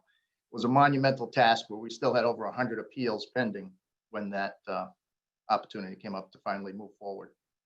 So a little bit more in perspective, even though this is a large amount, what was budgeted for the year was $1,500,000 in abatements. And with this amount total for the year, we're going to be at $698,000, just a little bit below that. So still only about 47% of what was budgeted. And keep in mind, this was a reevaluation year. We did the statistical reevaluation. Historically, I look back and just to give you a little perspective, not sure what happened in 2013, obviously well before I got here, but the city abated $8,225,000 worth of value. That was also a year following a statistical update. So the same project type that we had this time around. And I know there were some problems with that. I don't know exactly the particulars, but we're hoping that never happens again, and certainly not under my watch. Going forward, 2014, there were $2.9 million worth of abatements. 2015, $1,615,000. And then 2016, which was also a revaluation year, but that was a full revaluation, it was $1,635,000. The next 2 years, I joined the city in the beginning of 2018. And so that's partially reflective in my administration. And the abatements dropped to $975,000. That was about 5 months into my term. Okay. 2018, we had $293,000, which was last year. So that's a non-reval year. And then this year, as we said, we got the total about $698,000. So just to give you a little perspective, I know it's a large amount, and I'll answer any questions that you have. Thank you, Director. Before I start asking any questions, I want to comment on, in my opinion, your performance since you have been here. And I think you have done an excellent job in your capacity. I always find you to be available to answer questions when questions come up. And I think you and your staff have done a very good job on minimizing the abatements, particularly the things that under the previous administration, I at least came to term as surprises, and not pleasant surprises either. Sure. So it's a breath of fresh air not to be receiving these any longer. But having said that, I think you said that these abatements are going to be reflective in the previous fiscal year? Or are these going to be incurred in this fiscal year? I'm not sure if I understand you. They're incurred in this fiscal year just because we're at a July meeting that's now in this fiscal year, but they're posted against the fiscal year that included the 2019 calendar year bills. So when we post abatements, it's always against the year that the bill was issued. So that the figures that I gave you are all working under the same methodology as well. So what, if any, effect will it have on the budget that we approved for this fiscal year? I don't believe it'll have any. Again, there's some money left over from last year's abatements. I'm not sure the logistics of that. I'd have to talk to Lynn to see if that gets moved over because we didn't even use half of what was allocated in last fiscal year. But you might know the answer to that, but I'd have to check with Lynn to see how that works. But for this fiscal year coming up, we've budgeted $900,000. This becomes a non-reval year. So most of the issues that were going to come up that related to the reevaluation already did come up. And we've dealt with those either through appeals to me directly or through the board. There'll be a handful of new ones that come up. There'll be a whole host of appeals that we get related to COVID-19, but the state law is pretty clear that the value at the time that we're doing the assessment is what has to be considered. There's a little bit of ambiguity whether it's the reval year or the year of the assessment, but in both cases, there was no COVID in December 31st, 2019. So although we probably will incur more litigation expense, I don't think we'll actually come anywhere near the $900,000 that have been allocated for abatements in this fiscal year 2021. Okay. On item 10729, it's an abatement in the amount of $6,864.83. The only description I see on my sheet is Board of Review. Who was that for? That is for, and I apologize to that, I didn't pick up on that, but I think being the first one on the report, I'm going to have to look at that to see if that's been a common thing. That is Trafalgar Apartments. And they are partially affordable housing, partially market-based housing. So they fall under the 8% taxation policy for a portion of the units, about half of the units. Okay. I had to look at it a couple of times too to come to the conclusion that I was missing a title in there. Item 10808, DP Realty LLC has an abatement of $13,740. Could you give us the reasoning for that? What's the owner of that one? DP Realty. And it's the reference number 10808. Okay, so that's an abatement that was done by the Board of Assessment Review. And just for a little perspective, appeals that go to the board are one of two things. Either they didn't have the documentation that was required at the time they appealed to me directly, or I disagreed with the opinion of value that was presented and chose to let the board decide on it. So this is a commercial condominium, one of several that were in front of the board and then now on the agenda for tonight, where the revaluation company had really based their opinion on 4 transactions that took place within the commercial condominium market. And in some of those cases, there was more information that came out as a result of the appeal. One being some of the transactions included personal property being included with the price. In other cases, people were under a 1031 exchange where they had to invest the money within a certain time period.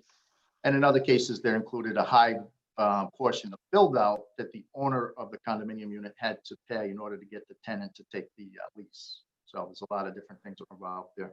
So with that, most of the commercial condominiums that you see, the board, after hearing all the testimony, reviewing the appraisals, the analysis that was presented by the expert, which was Peter Scotti, that came forward on their behalf, they basically reduced the assessments by 15% on those commercial condominium units. Okay, the next item is 10702 JC, I guess it's JC Penney Properties with an abatement of 51,105. So that one, this is something I'm going to do a study on throughout the year because we have a lot of properties in the city that are listed as condominium units, but as it came to light with this property, they were done more for convenience when the assessor at the time needed to bill JCPenney directly and not the Warwick Mall. They split it out and called it a condominium unit. But as a condominium unit, there's no land value associated with that. So the building costs are higher than what they would otherwise be to get to the value. But in this particular case, when we looked into it, it's not a condominium. They have a recorded ground lease. So when we looked at that and we looked at the methodology that should have been put in play, it lowered the assessed value. I will let you know that the property owner through their representative has not felt that that was sufficient enough of an adjustment, but I felt confident. You know, there are some issues with JCPenney themselves from the financial situation, but we can't look at that in terms of the value. We purely have to look at what it could be sold for if it was put on the market. Item number 10704 is a $27,245 abatement, and that is for PHM Providence. Correct. So there's 2 properties. Just want to make sure I got the right one. You're talking the first one, parcel 323, lot 294, correct? You got me. I'm just looking at reference number 10704. It's PHM Providence LLC, and the abatement is $27,245. Yes. So this was the former Radisson Hotel, okay, which was previously leased by Johnson & Wales. So there were some challenges for the new owner. PHM Providence purchased the property in conjunction with the Legal Seafoods adjacent to it, which is the next item on the abatement list as well. And they sold together as a package. They also had an appraisal that they presented to the board. They had an opinion of value of $4.6 million for the hotel. I pointed out a few problems they had with their appraisal and how I felt that was undervaluing the property. And so that is reflective of the fact that it's really, prior to COVID, now there's certainly some more challenges for hotels, but there's an absorption period. So when it went from the exempt organization being run not for profit, they don't have the same motivations to try to fill up and get the same occupancy and that stuff. So there's an absorption grow-in period, basically, that a new owner would have to go through. And I felt that that was the difference between what their appraisal reflected and what I felt the city should value the property at. But that's an adjustment that was, done by the Board of Review as well. And my last question, on the last page, I don't see a reference number either for this item, but it's an abatement of $46,483. Do you have a reference number for that? The property category is 318-0215-0000. Who is that owner of that property and what is the reference number? Okay, so the first line you're looking at, this is a problem with the Munis report. So the 318-215 parcel number goes with the prior page, and that's the George Topolian Trust. Okay. So, but the abatement for 46,000 is for WC Partners, which is Warwick Commons on Both Hill Road. Okay, got it. So tell us about that. So that was a property, typically when we look at the value of retail plazas, we look at how much land is necessary to support those improvements. And the land allocation to that is heavily factored into the analysis. On this particular property, just after the building, there's a little bit of paving for access around the backside, but then you've got a wetland area where they can't touch, they can't build, they can't do anything. But when we looked at the assessment, there was no difference in the value for that land that was on the other side of the wetlands or the land that supports the actual physical plaza. So again, we had the property owner produce some documentation, and at that point, the board reduced the value to reflect the wetlands on that property. Okay, thank you, Director. And once again, I gotta commend you on your thoroughness in making these each and every one of these individual assessments. I think that the rationale that and the reasoning that you apply to these abatements, I'm sure I'm speaking for all of my colleagues as well as the administration, is greatly appreciated. And you certainly presented to me in a manner that there's no doubt in my mind it's fair and equitable for everybody. So once again, I compliment you and your staff and the administration for that. Thank you. That's what I'm here for. Thank you. Before I ask for any comments from members of the committee, I know that there is a significant amount of items here. There are some larger items that I've already asked questions about, but is there any item, this is to the members of the committee, is there any item that anyone would like to have a separate PCR number on, or is everyone content with what we see and the explanations that we've received? I'm fine with it. I just want to know what my colleagues are. Councilman Howe, you all set? Okay, Councilman McAllister? Councilman McAllister is all set too. Okay. Any other comments from members of the committee? Any questions, comments? Any members of the, sir? Okay, I have a question. Go ahead, Councilman. On page 5, there is something for North Star Aviation where there is a $10,634 adjustment. Can you explain that? Yes, there was a court case that goes back, again, well before I got here. I believe it was in 2013. At least that's when the settlement agreement was dated. So there was about a $300,000 credit that was given to North Star Aviation. This is a company that had tangible personal property located at the airport. And as a result of the appeal, it was determined that they should not have been taxed for those items. It was an ownership issue between the airport corporation and the property owner themselves. So To their credit, they offered to have the city exhaust their overpayment over a series of years. And so we strictly don't tax them for certain items going forward.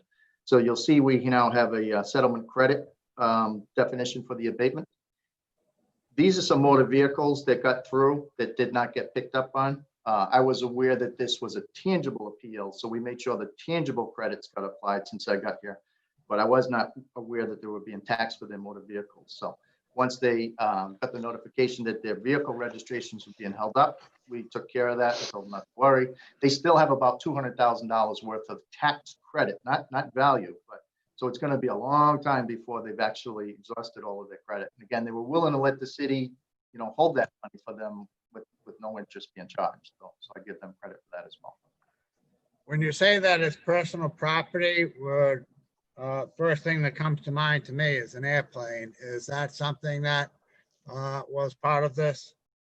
No, and again, this is before me, so I don't have a thorough understanding of it, but from what I understand, it was the leasehold improvements. So typically when a company is over at the airport, they'll be responsible to build out their own space, their own counters, all that interior. So the walls, the flooring, the carpeting, the ceiling, air conditioning, that kind of thing was being taxed to them as a leasehold improvement.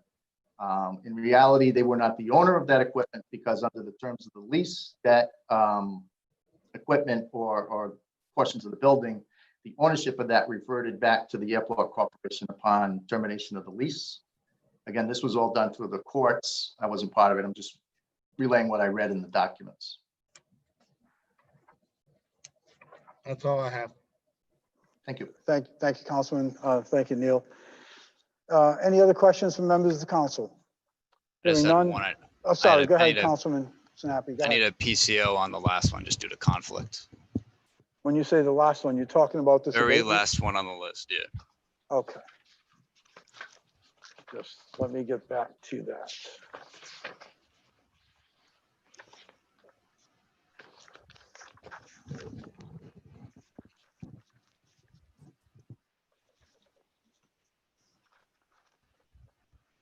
That would be on White William R. in the amount of 1487.16. Is that the one, Councilman? Yes. Okay. So, Madam Clerk, is that 6320? It's PCR 6320. Thank you. So the reference number 10732 for William R. White, W-H-I-T-E, the third, in the amount of $1,487.16 will become PCR 6320.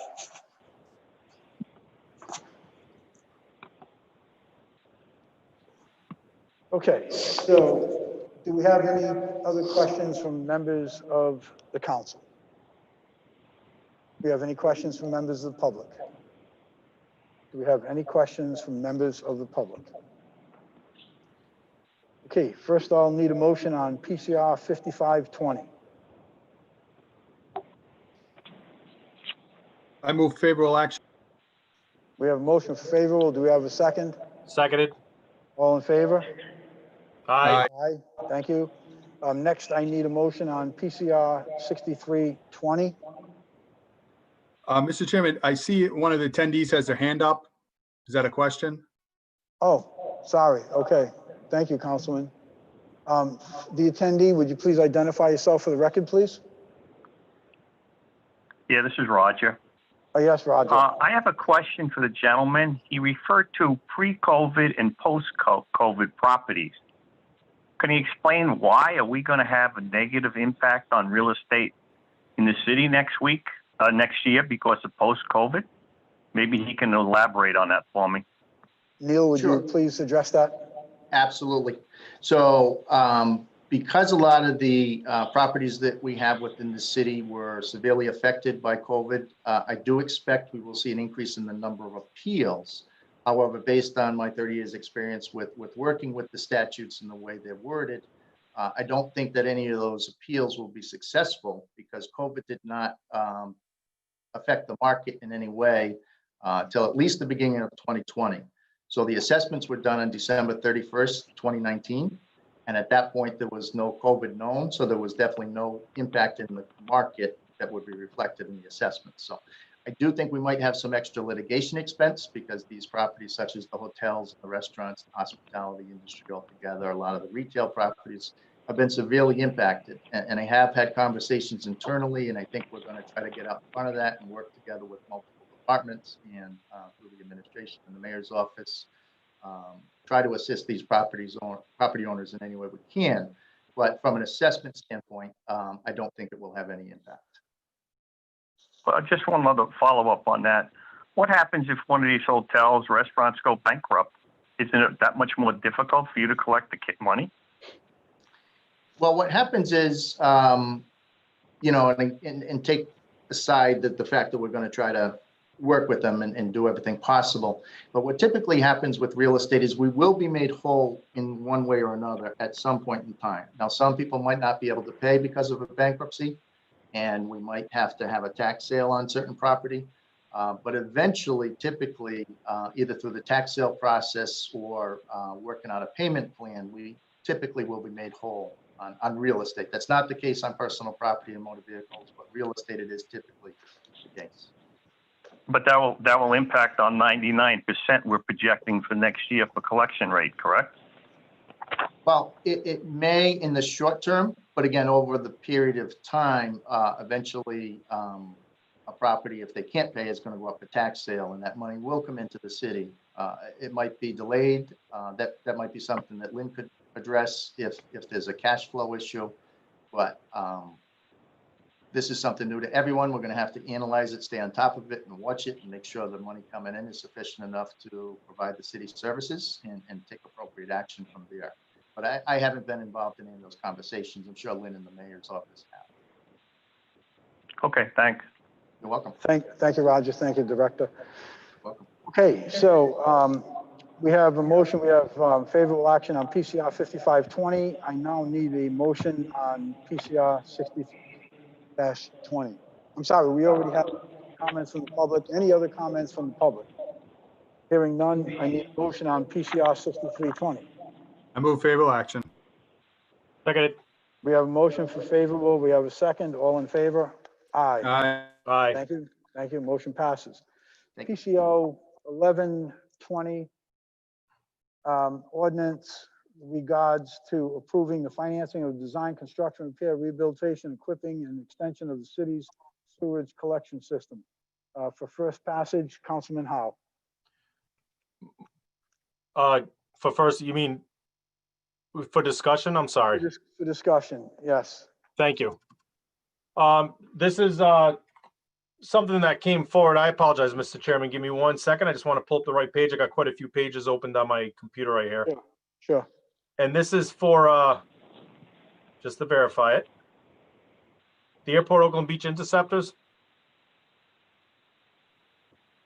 I think it's for more than that. It's an ordinance of the City of Warwick approving the financing of the design, construction, repair, rehabilitation, equipping, and extension of the city's sewerage collective system. Excellent. Including but not limited to the interceptors, trunk lines, pumps, manholes, and pipes, and design, feasibility, engineering, and assessments or other suities which may be necessary or desirable in connection therewith, and approving the issuance of the sewer system revenue bonds and notes, therefore, in an amount not to exceed $7 million. You just said it, so I'm good. No, I'm only kidding. I have a couple things. This is obviously, thank you, Mr. Chairman. This is obviously something over the last, I'd say, 30 years, give or take. Our sewer systems, our systems have been basically ignored. They've been corroded. There have been overestimations on the usage of these systems. I know over on Cedar Swamp here in Warwick, one of the big issues we ran into, as you know, right outside Pump Station 5, there was a collapse. And the reason for the collapse is that the odors and the gases were corroding the piping. For years, this was a concern that needed to be addressed, and it was ignored from the previous administration. I remember meeting with the previous administration and their public works director, Picozzi, and basically told, you know, it's all under control, don't worry about it. As soon as the last administration left, and the DPW Director Picozzi also left with the last administration. He retired. There was a sinkhole on Sandy Lane that shut down Sandy Lane, and we had to re-divert traffic through the DPW yard. What this is doing is preventing the corrosion. The improper maintenance from years gone by, the corrosion in the pipes that has been compromised from the year gone by, and improper planning of the years gone by with all our interceptors upon the sewage. The pipes are in a critical stage and they have to be addressed. And what the sewer authority is doing is being proactive and taking the steps needed to address this, so there are no more sinkholes, no more collapses like what happened at the pump station, and no more trying to fix something that should have been taken care of over the course of time that was, quite honestly, in the last administration, completely and utterly ignored. I asked the council to consider, and I believe that Earl Bond is here to answer any questions. But I ask that they the council consider and listen to what has to be done, and let's be proactive moving forward. Councilwoman Travis, Mr. Chair. Councilwoman Travis is also a co-director of this, a co-sponsor of this motion, and I would respectfully ask if she has anything to say through the chair. Absolutely. Thank you, sir. Councilwoman Travis. Councilwoman Travis. Yes, I was trying to get on. Yes, I really would love to see this go favorable action. We definitely don't need what happened on Sandy Lane to happen any other places. I know this boat affects Councilman Howell and myself in 2 different locations, but the piping is very bad, as Earl Bond will tell you. And it's going to affect so many people in our ward. And if we can go forward, at least we have that prevention. So I would like to see it go forward, favorable action. Thank you, Councilwoman. Director Earl Bond, you have anything to add to this? You're on mute.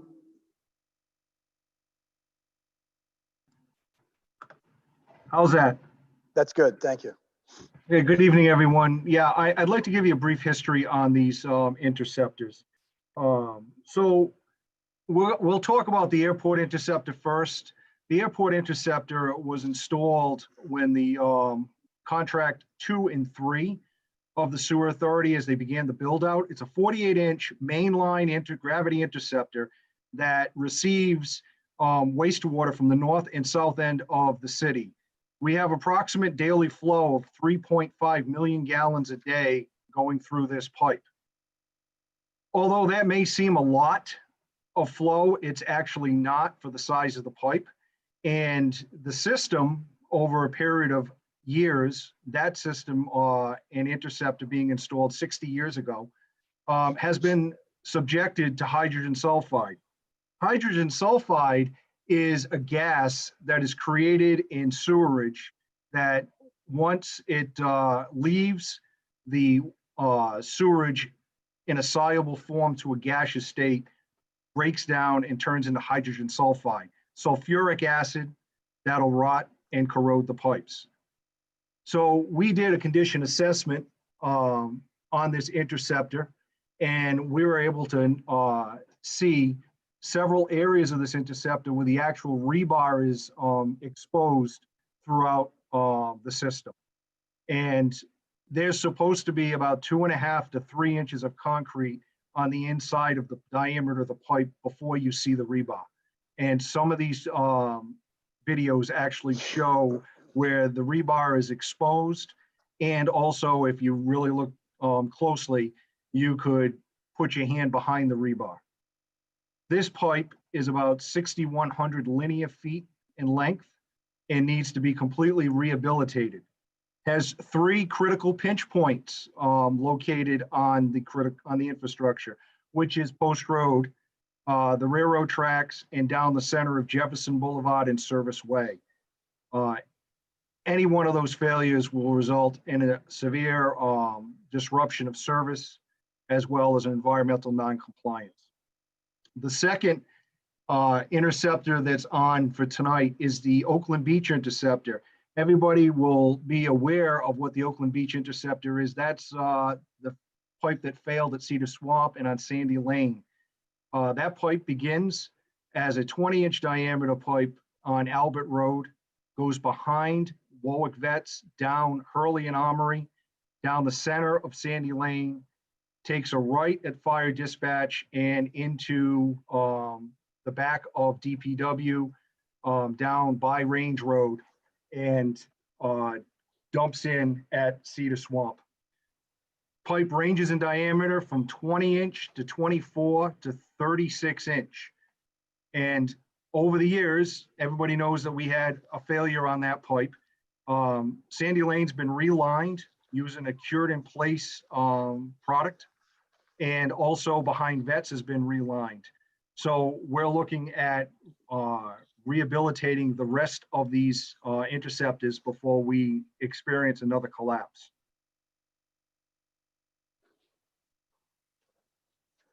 Any other questions from members of the committee? I'm going to reserve my comments for a moment. Any comments or questions from members of the council? Do we have any comments or questions? I have questions. Councilman Qualley, please.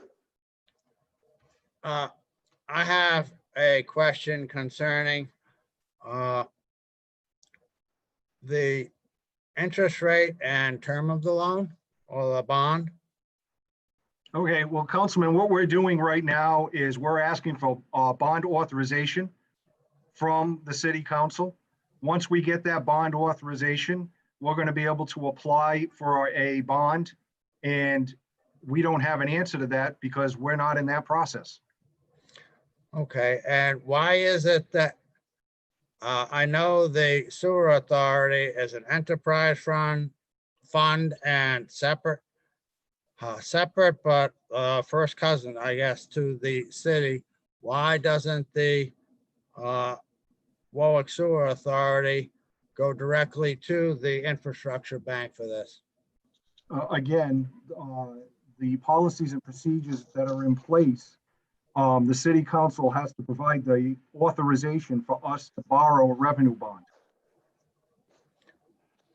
Okay, and why is it not going out to the bond market in general and simply going to the infrastructure bank? Why isn't it going to be a competitive process? So again, the Rhode Island Infrastructure Bank provides low interest bonds to do projects such as this. The system that's in place will aids us, and we're able to borrow that money from the Rhode Island Infrastructure Bank at a significantly reduced cost. Okay, and the repayment on this bond is going to be passed on to the users of the Warwick Sewer Authority, is that correct? So the bond is going to be paid for by debt service coming off of our books. So there's going to be no increase in rates for any of the ratepayers to address this critical infrastructure. Okay, well, where are you going to get the money to pay for the bond if it's not going to be coming from the people that are using the sewer authority? So again, we have bonds and assessment revenue that's coming off of our books. I'm sorry, debt load that's coming off of our books. So we're going to reinvest that into our critical infrastructure. Okay, the sewer authority exists pursuant to the general laws, and I think it's chapter 46-12.2. I have a question that there is some language in section E that says that the bond and notes shall be paid solely from the revenues of the sewer system, including not limited to annual charges, sewer assessment, and the phrase that causes me some concern is connect capable charges. My understanding of the law is that there are no connect capable charges. So why is that language in this ordinance? So you are correct. There is no connect capable charge, but we don't know down the road if we would ever implement a connect capable charge. The bond resolution states the bonds and notes shall be payable solely from the revenues of the city sewer system. That's up and including what those revenues are. Right, but you just said that it wasn't going to be paid by the users, but this language says the annual charges, sewer assessments will be, and potential connect capable charges in the future would be part of the sewer revenues paying it. So can No, you I explain the didn't, difference? I didn't say that. What I said is that language is in there, should we ever need to revisit a connect capable charge, which I personally don't see us doing that. Okay. Also in 2016, when they amended the WSA Enabling Act, there was supposed to be 2 more members added to the WSA board. Can you tell me what the status of that is? So I was not in this position in 2016, and right now we have 5 board members currently serving. But you are in charge of it now, and if the Enabling Act says that you're supposed to have 2 more members. Councilman Qualley, excuse me for interrupting. Okay. While I appreciate your question, I do not see where that question comes into play on this particular item that we are discussing right now. So I don't see anything in this particular item that speaks to the assignment to the sewer authority. If you would like to request that the director provide us with that answer in a separate email, I think that would certainly be. That's fair, and I can live with that. I will contact him directly. The last question I have is the last paragraph in this resolution talks about a continuing disclosure certificate. Can you explain to me what that is? Because it seems to be very important concerning the city's obligation concerning the bond. So Councilman, I'll have to get back to you with an answer on that. Bond counsel wrote the resolution, so I'd have to contact the bond counsel to get an answer. Does the Warwick Sewer Authority have its own bond counsel, or are you using the city services for that? So the bond counsel is Karen Grande, and we've been utilizing her for years. Is she the same bond counsel that the city uses? Is this something that is the responsibility and the fee for her services would be paid by the sewer authority? It is the same bond counsel that the city uses. And who's paying for it? The sewer authority. Okay. Can I just have a second?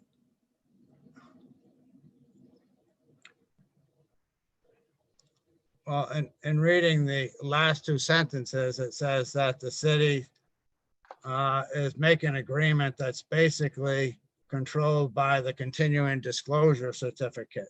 So without knowing what the continuing disclosure certificate has to do with the terms, it's very difficult to consider passing something like this. So is there some way you can get that information to us quickly?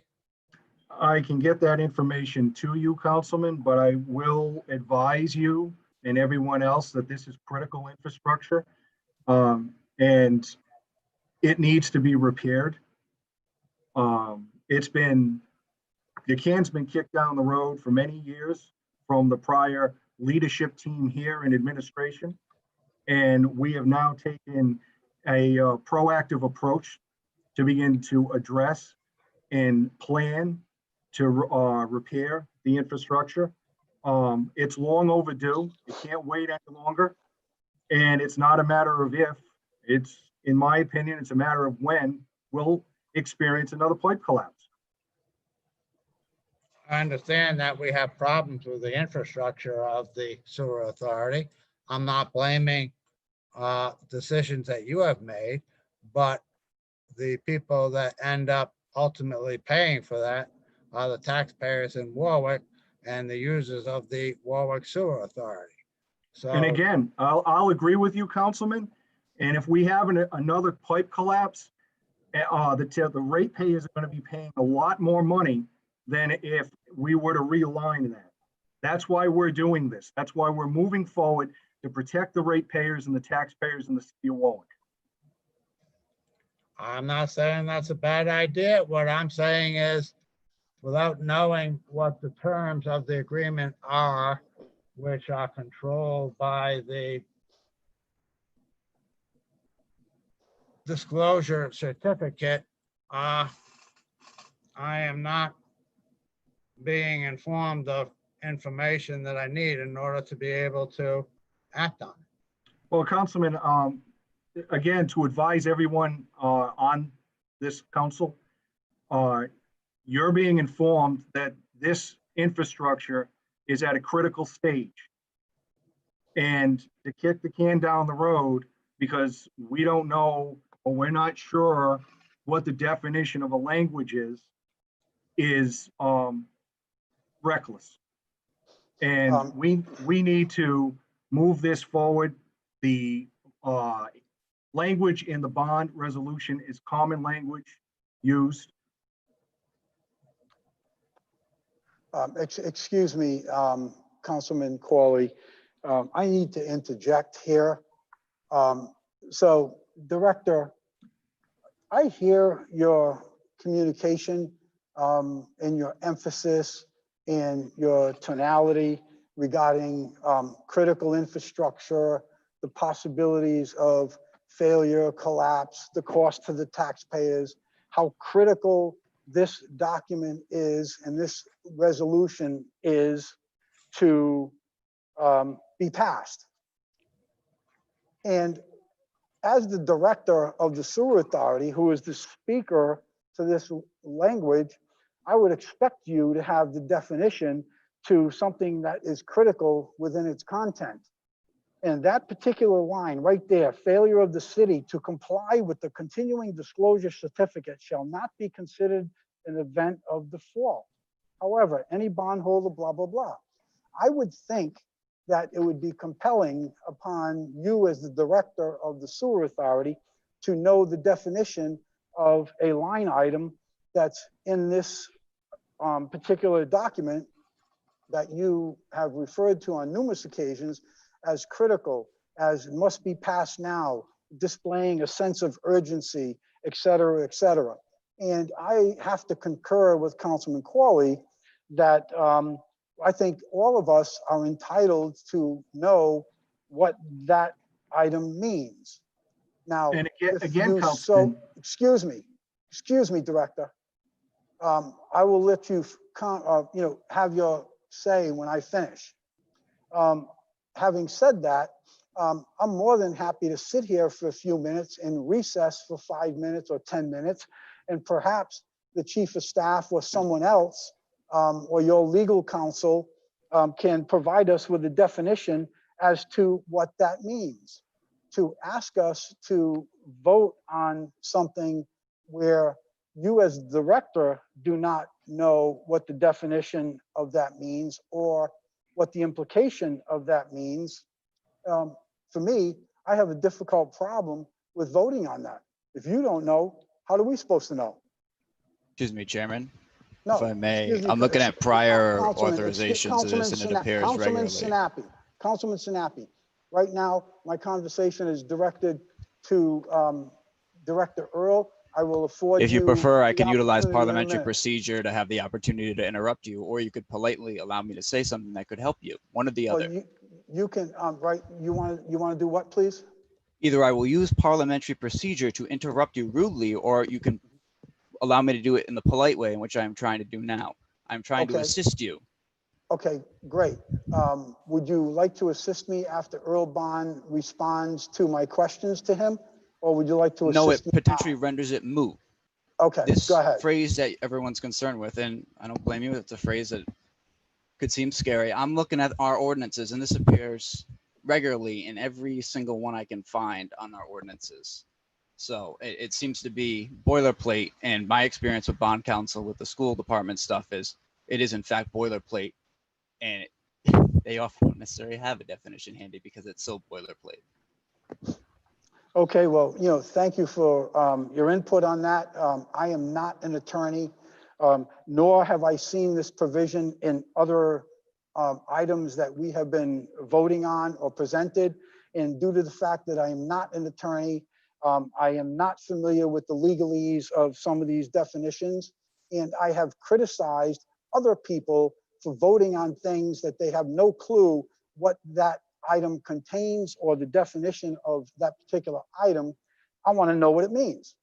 So to say it's standard boilerplate procedure, that might be acceptable to an attorney and someone that is licensed to practice law and has a full understanding of these legalese, but I do not. So I'm going to defer to our council solicitor, and I am going to ask him if he has a definition of what failure to comply with the continuing disclosure certificate. What is a distinguishing disclosure certificate? Mr. Walsh. Thank you, Mr. Chairman. I would preface this with, while I am a licensed attorney of this state and many others, I am not a practicing bond counsel. So I would caution that at the outset. However, preliminary research on the issue seems to tie this back to protocols within the Securities and Exchange Commission's Rule 15C2-12, which requires them as part of this process to receive these certain protocols as part of the authorizations to issue these bonds. That said, I would offer that in the context of preliminary research, and I would note that bond counsel Karen Grandy is the appropriate person to answer this question more fully. So having said that, we still are not provided with a definition of what a continuing disclosure certificate means. Is that correct? Bill, I'm asking you that question. I'm continuing some research, but at this point in time, I do not have that definition available at my hand to provide to you or the committee. Okay, so seeing that this is a bond counsel resolution and it was disclosed by Director Bond that the bond counsel put up this language, drew up this resolution, is anyone from the bond counsel here attending this meeting that can give us the definition of a continuing disclosure certificate? Is there anyone from the bond counsel here or attending this Zoom meeting, especially because they drew up this document by testimony of Director Earl? Is there anyone from the bond counsel here? I can read you definitions of it. Would you like me to? Hearing none, is there, Chief of Staff, would you be able to give us a definition on what a continuing disclosure certificate is as it applies to this bond request?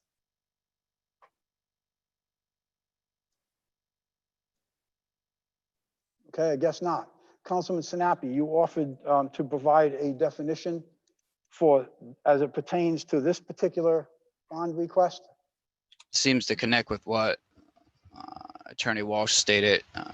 Continuing disclosure certificate means that certain contractual undertaking executed by the municipality in connection with the issuance of the refunding bonds pursuant to paragraph B5 of Rule 15C2-12 adopted by the Securities and Exchange Commission under the Securities and Exchange Act of 1934, dated as the date of issuance of the refunding bonds as amended from time to time in accordance with provisions thereof. But I would 1000% defer to Attorney Walsh for the obvious reasons. Councilman Sinapi, could you repeat the first sentence or two of what you just read? Continuing disclosure certificate means that certain contractual undertaking executed by the municipality in connection with the issuance of the refunding bonds pursuant to paragraph B5 of Rule Okay. 15C2-12 adopted by the Securities and Exchange Commission under the Okay, Securities and Exchange. okay, that's the part that I needed to hear. I do know in my previous experience dealing with the attorneys in another life that the protocol in the legal perspective, and again, I'm not an attorney, I'm not pretending to be or practicing, I'm just going by my experience in dealing with attorneys. When certain issues came up, such as the wording in contracts, et cetera, such as certain contractual requirements or whatever followed those two words, certain contractual, the legal profession typically will require or refer to other sections of law that define certain contractual needs or requirements. Typically in a legal case or any type of depositions, et cetera, an attorney for one side or the other would certainly insist on a definition of certain contractual items, requirements, referrals. So what is certain contractual requirements? What is it that the city is going to be obligated to do under certain contractual requirements? Do we have the answer to that? Mr. Chairman? Yes, Councilman Howell, I'll recognize you one moment, please. I'm seeing if I can get an answer to this. Yes, sir. Okay, hearing no answer, I'm going to assume that we don't have an answer. Councilman Howell. Mr. Chairman, like you, not a lawyer, but from the onset of on line 8, section H, it looks like this entire paragraph, as Councilman Sinapi stated, my understanding of it from looking at it is basic common language having to do with SEC as referred by Councilman Sinapi in his identifying. So this is like the basic, like when you take out a mortgage on a house, you have to sign, there's like 100 documents. 90% of it is the contractual. When you have a credit card and they send you the new privacy, it's paragraph upon paragraph upon paragraph. This to me looks like the repetitive SEC rule of this item. I do want to say that I am still going to urge and encourage recommendation and then a vote to the council on this because of the safety needs. I do take in consideration, and actually, if you, through the chairman, may I ask Councilman Sinapi a question, sir? Sir, absolutely. Thank you. Councilman Sinapi. Councilman Sinapi? I'm listening. Oh, okay. All right. Thank you. So you're saying that on this, with all the other bonds or all the other bonds and all the other stuff you've put forward, this one paragraph seems to be a repetitive paragraph when it comes to the SEC rules? Yeah, like section 66-4 of our ordinances, when it came to Governor Francis O'Donnell Hill and everything else, I see the paragraph, right, and actually paragraph H, just like here, comply with a continuing disclosure certificate. So it seems to be repeated throughout our ordinances. Whether or not it appears in school bond stuff, I'm not sure, but I see it in sewer bond stuff. What I was speaking on as far as boilerplate was in regards to bond counsel and my prior interactions with them. So if I may ask you one more question, Councilman, looking at this, does it seem to you, and also I welcome the solicitor as well, does this seem to you from reading it, from what I'm understanding it as, this is the understanding that is needed in the document for the SEC. This is more of a federally mandated, I'm not saying, I don't know if it's legally needed, but a federally mandated common stamp. I know that's a dangerous term to use, but common stamp used for anything put on bonds that the SEC, where the federal government basically says, you know, you are responsible and it's hands off and there are certain guidelines for this.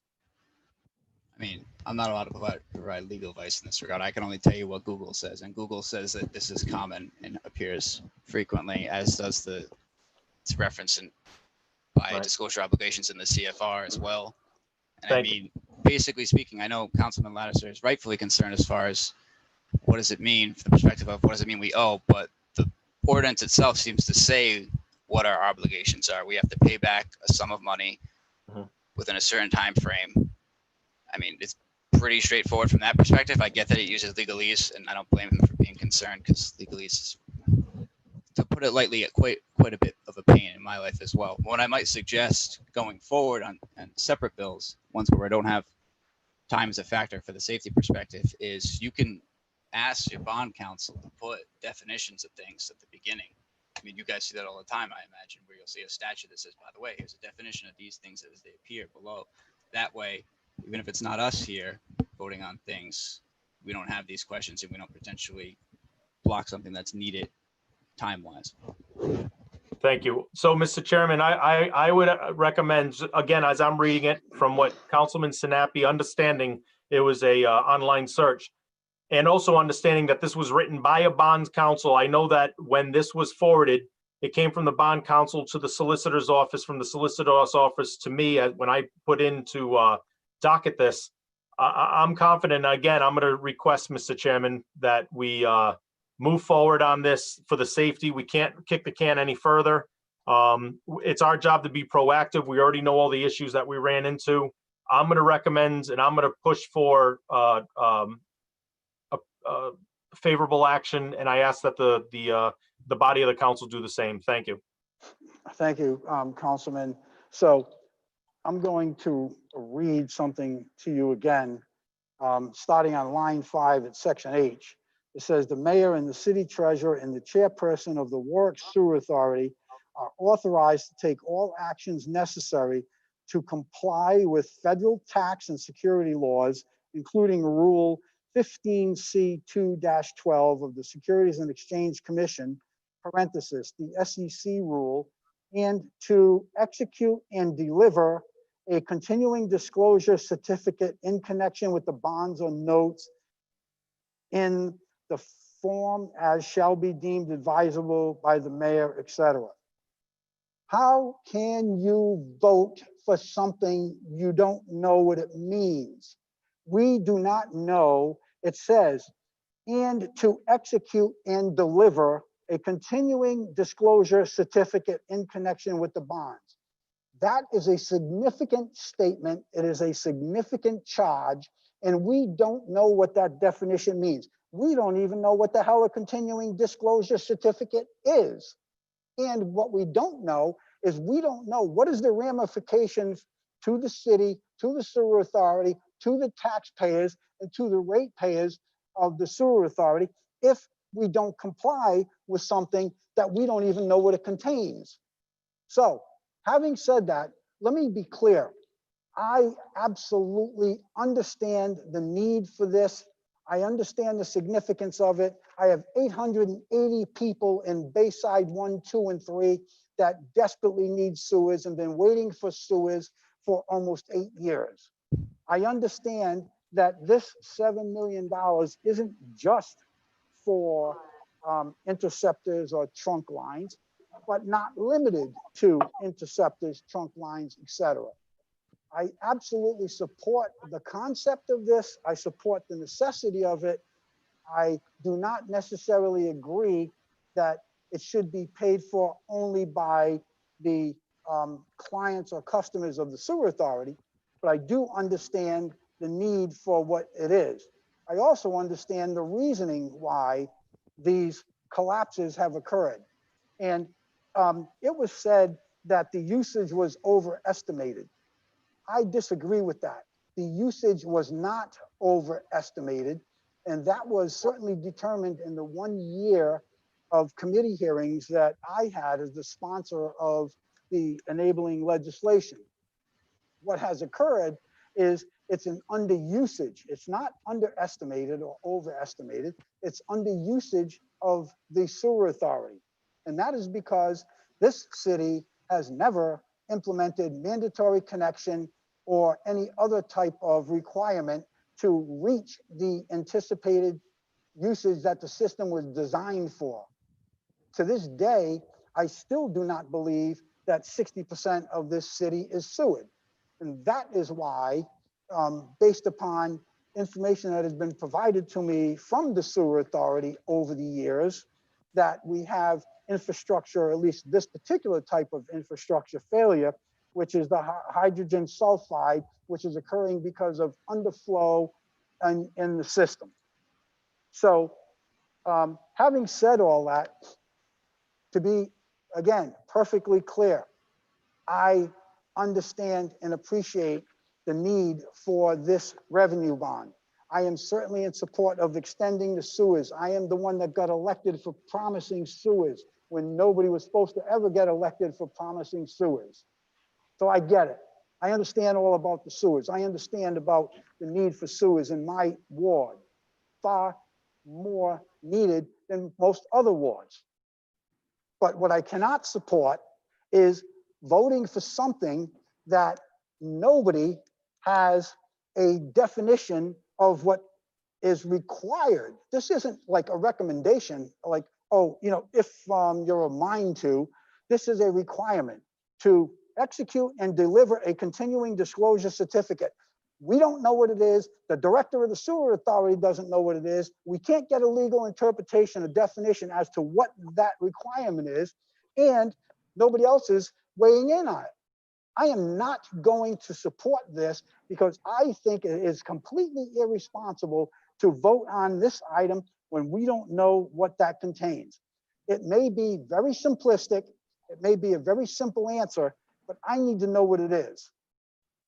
Now, what I would consider, and I would respectfully request, and at the benefit of the people that we all represent and the responsibilities that we have for understanding what we vote on, I would respectfully request that we simply hold this for 3 weeks or whatever it is until the August meeting.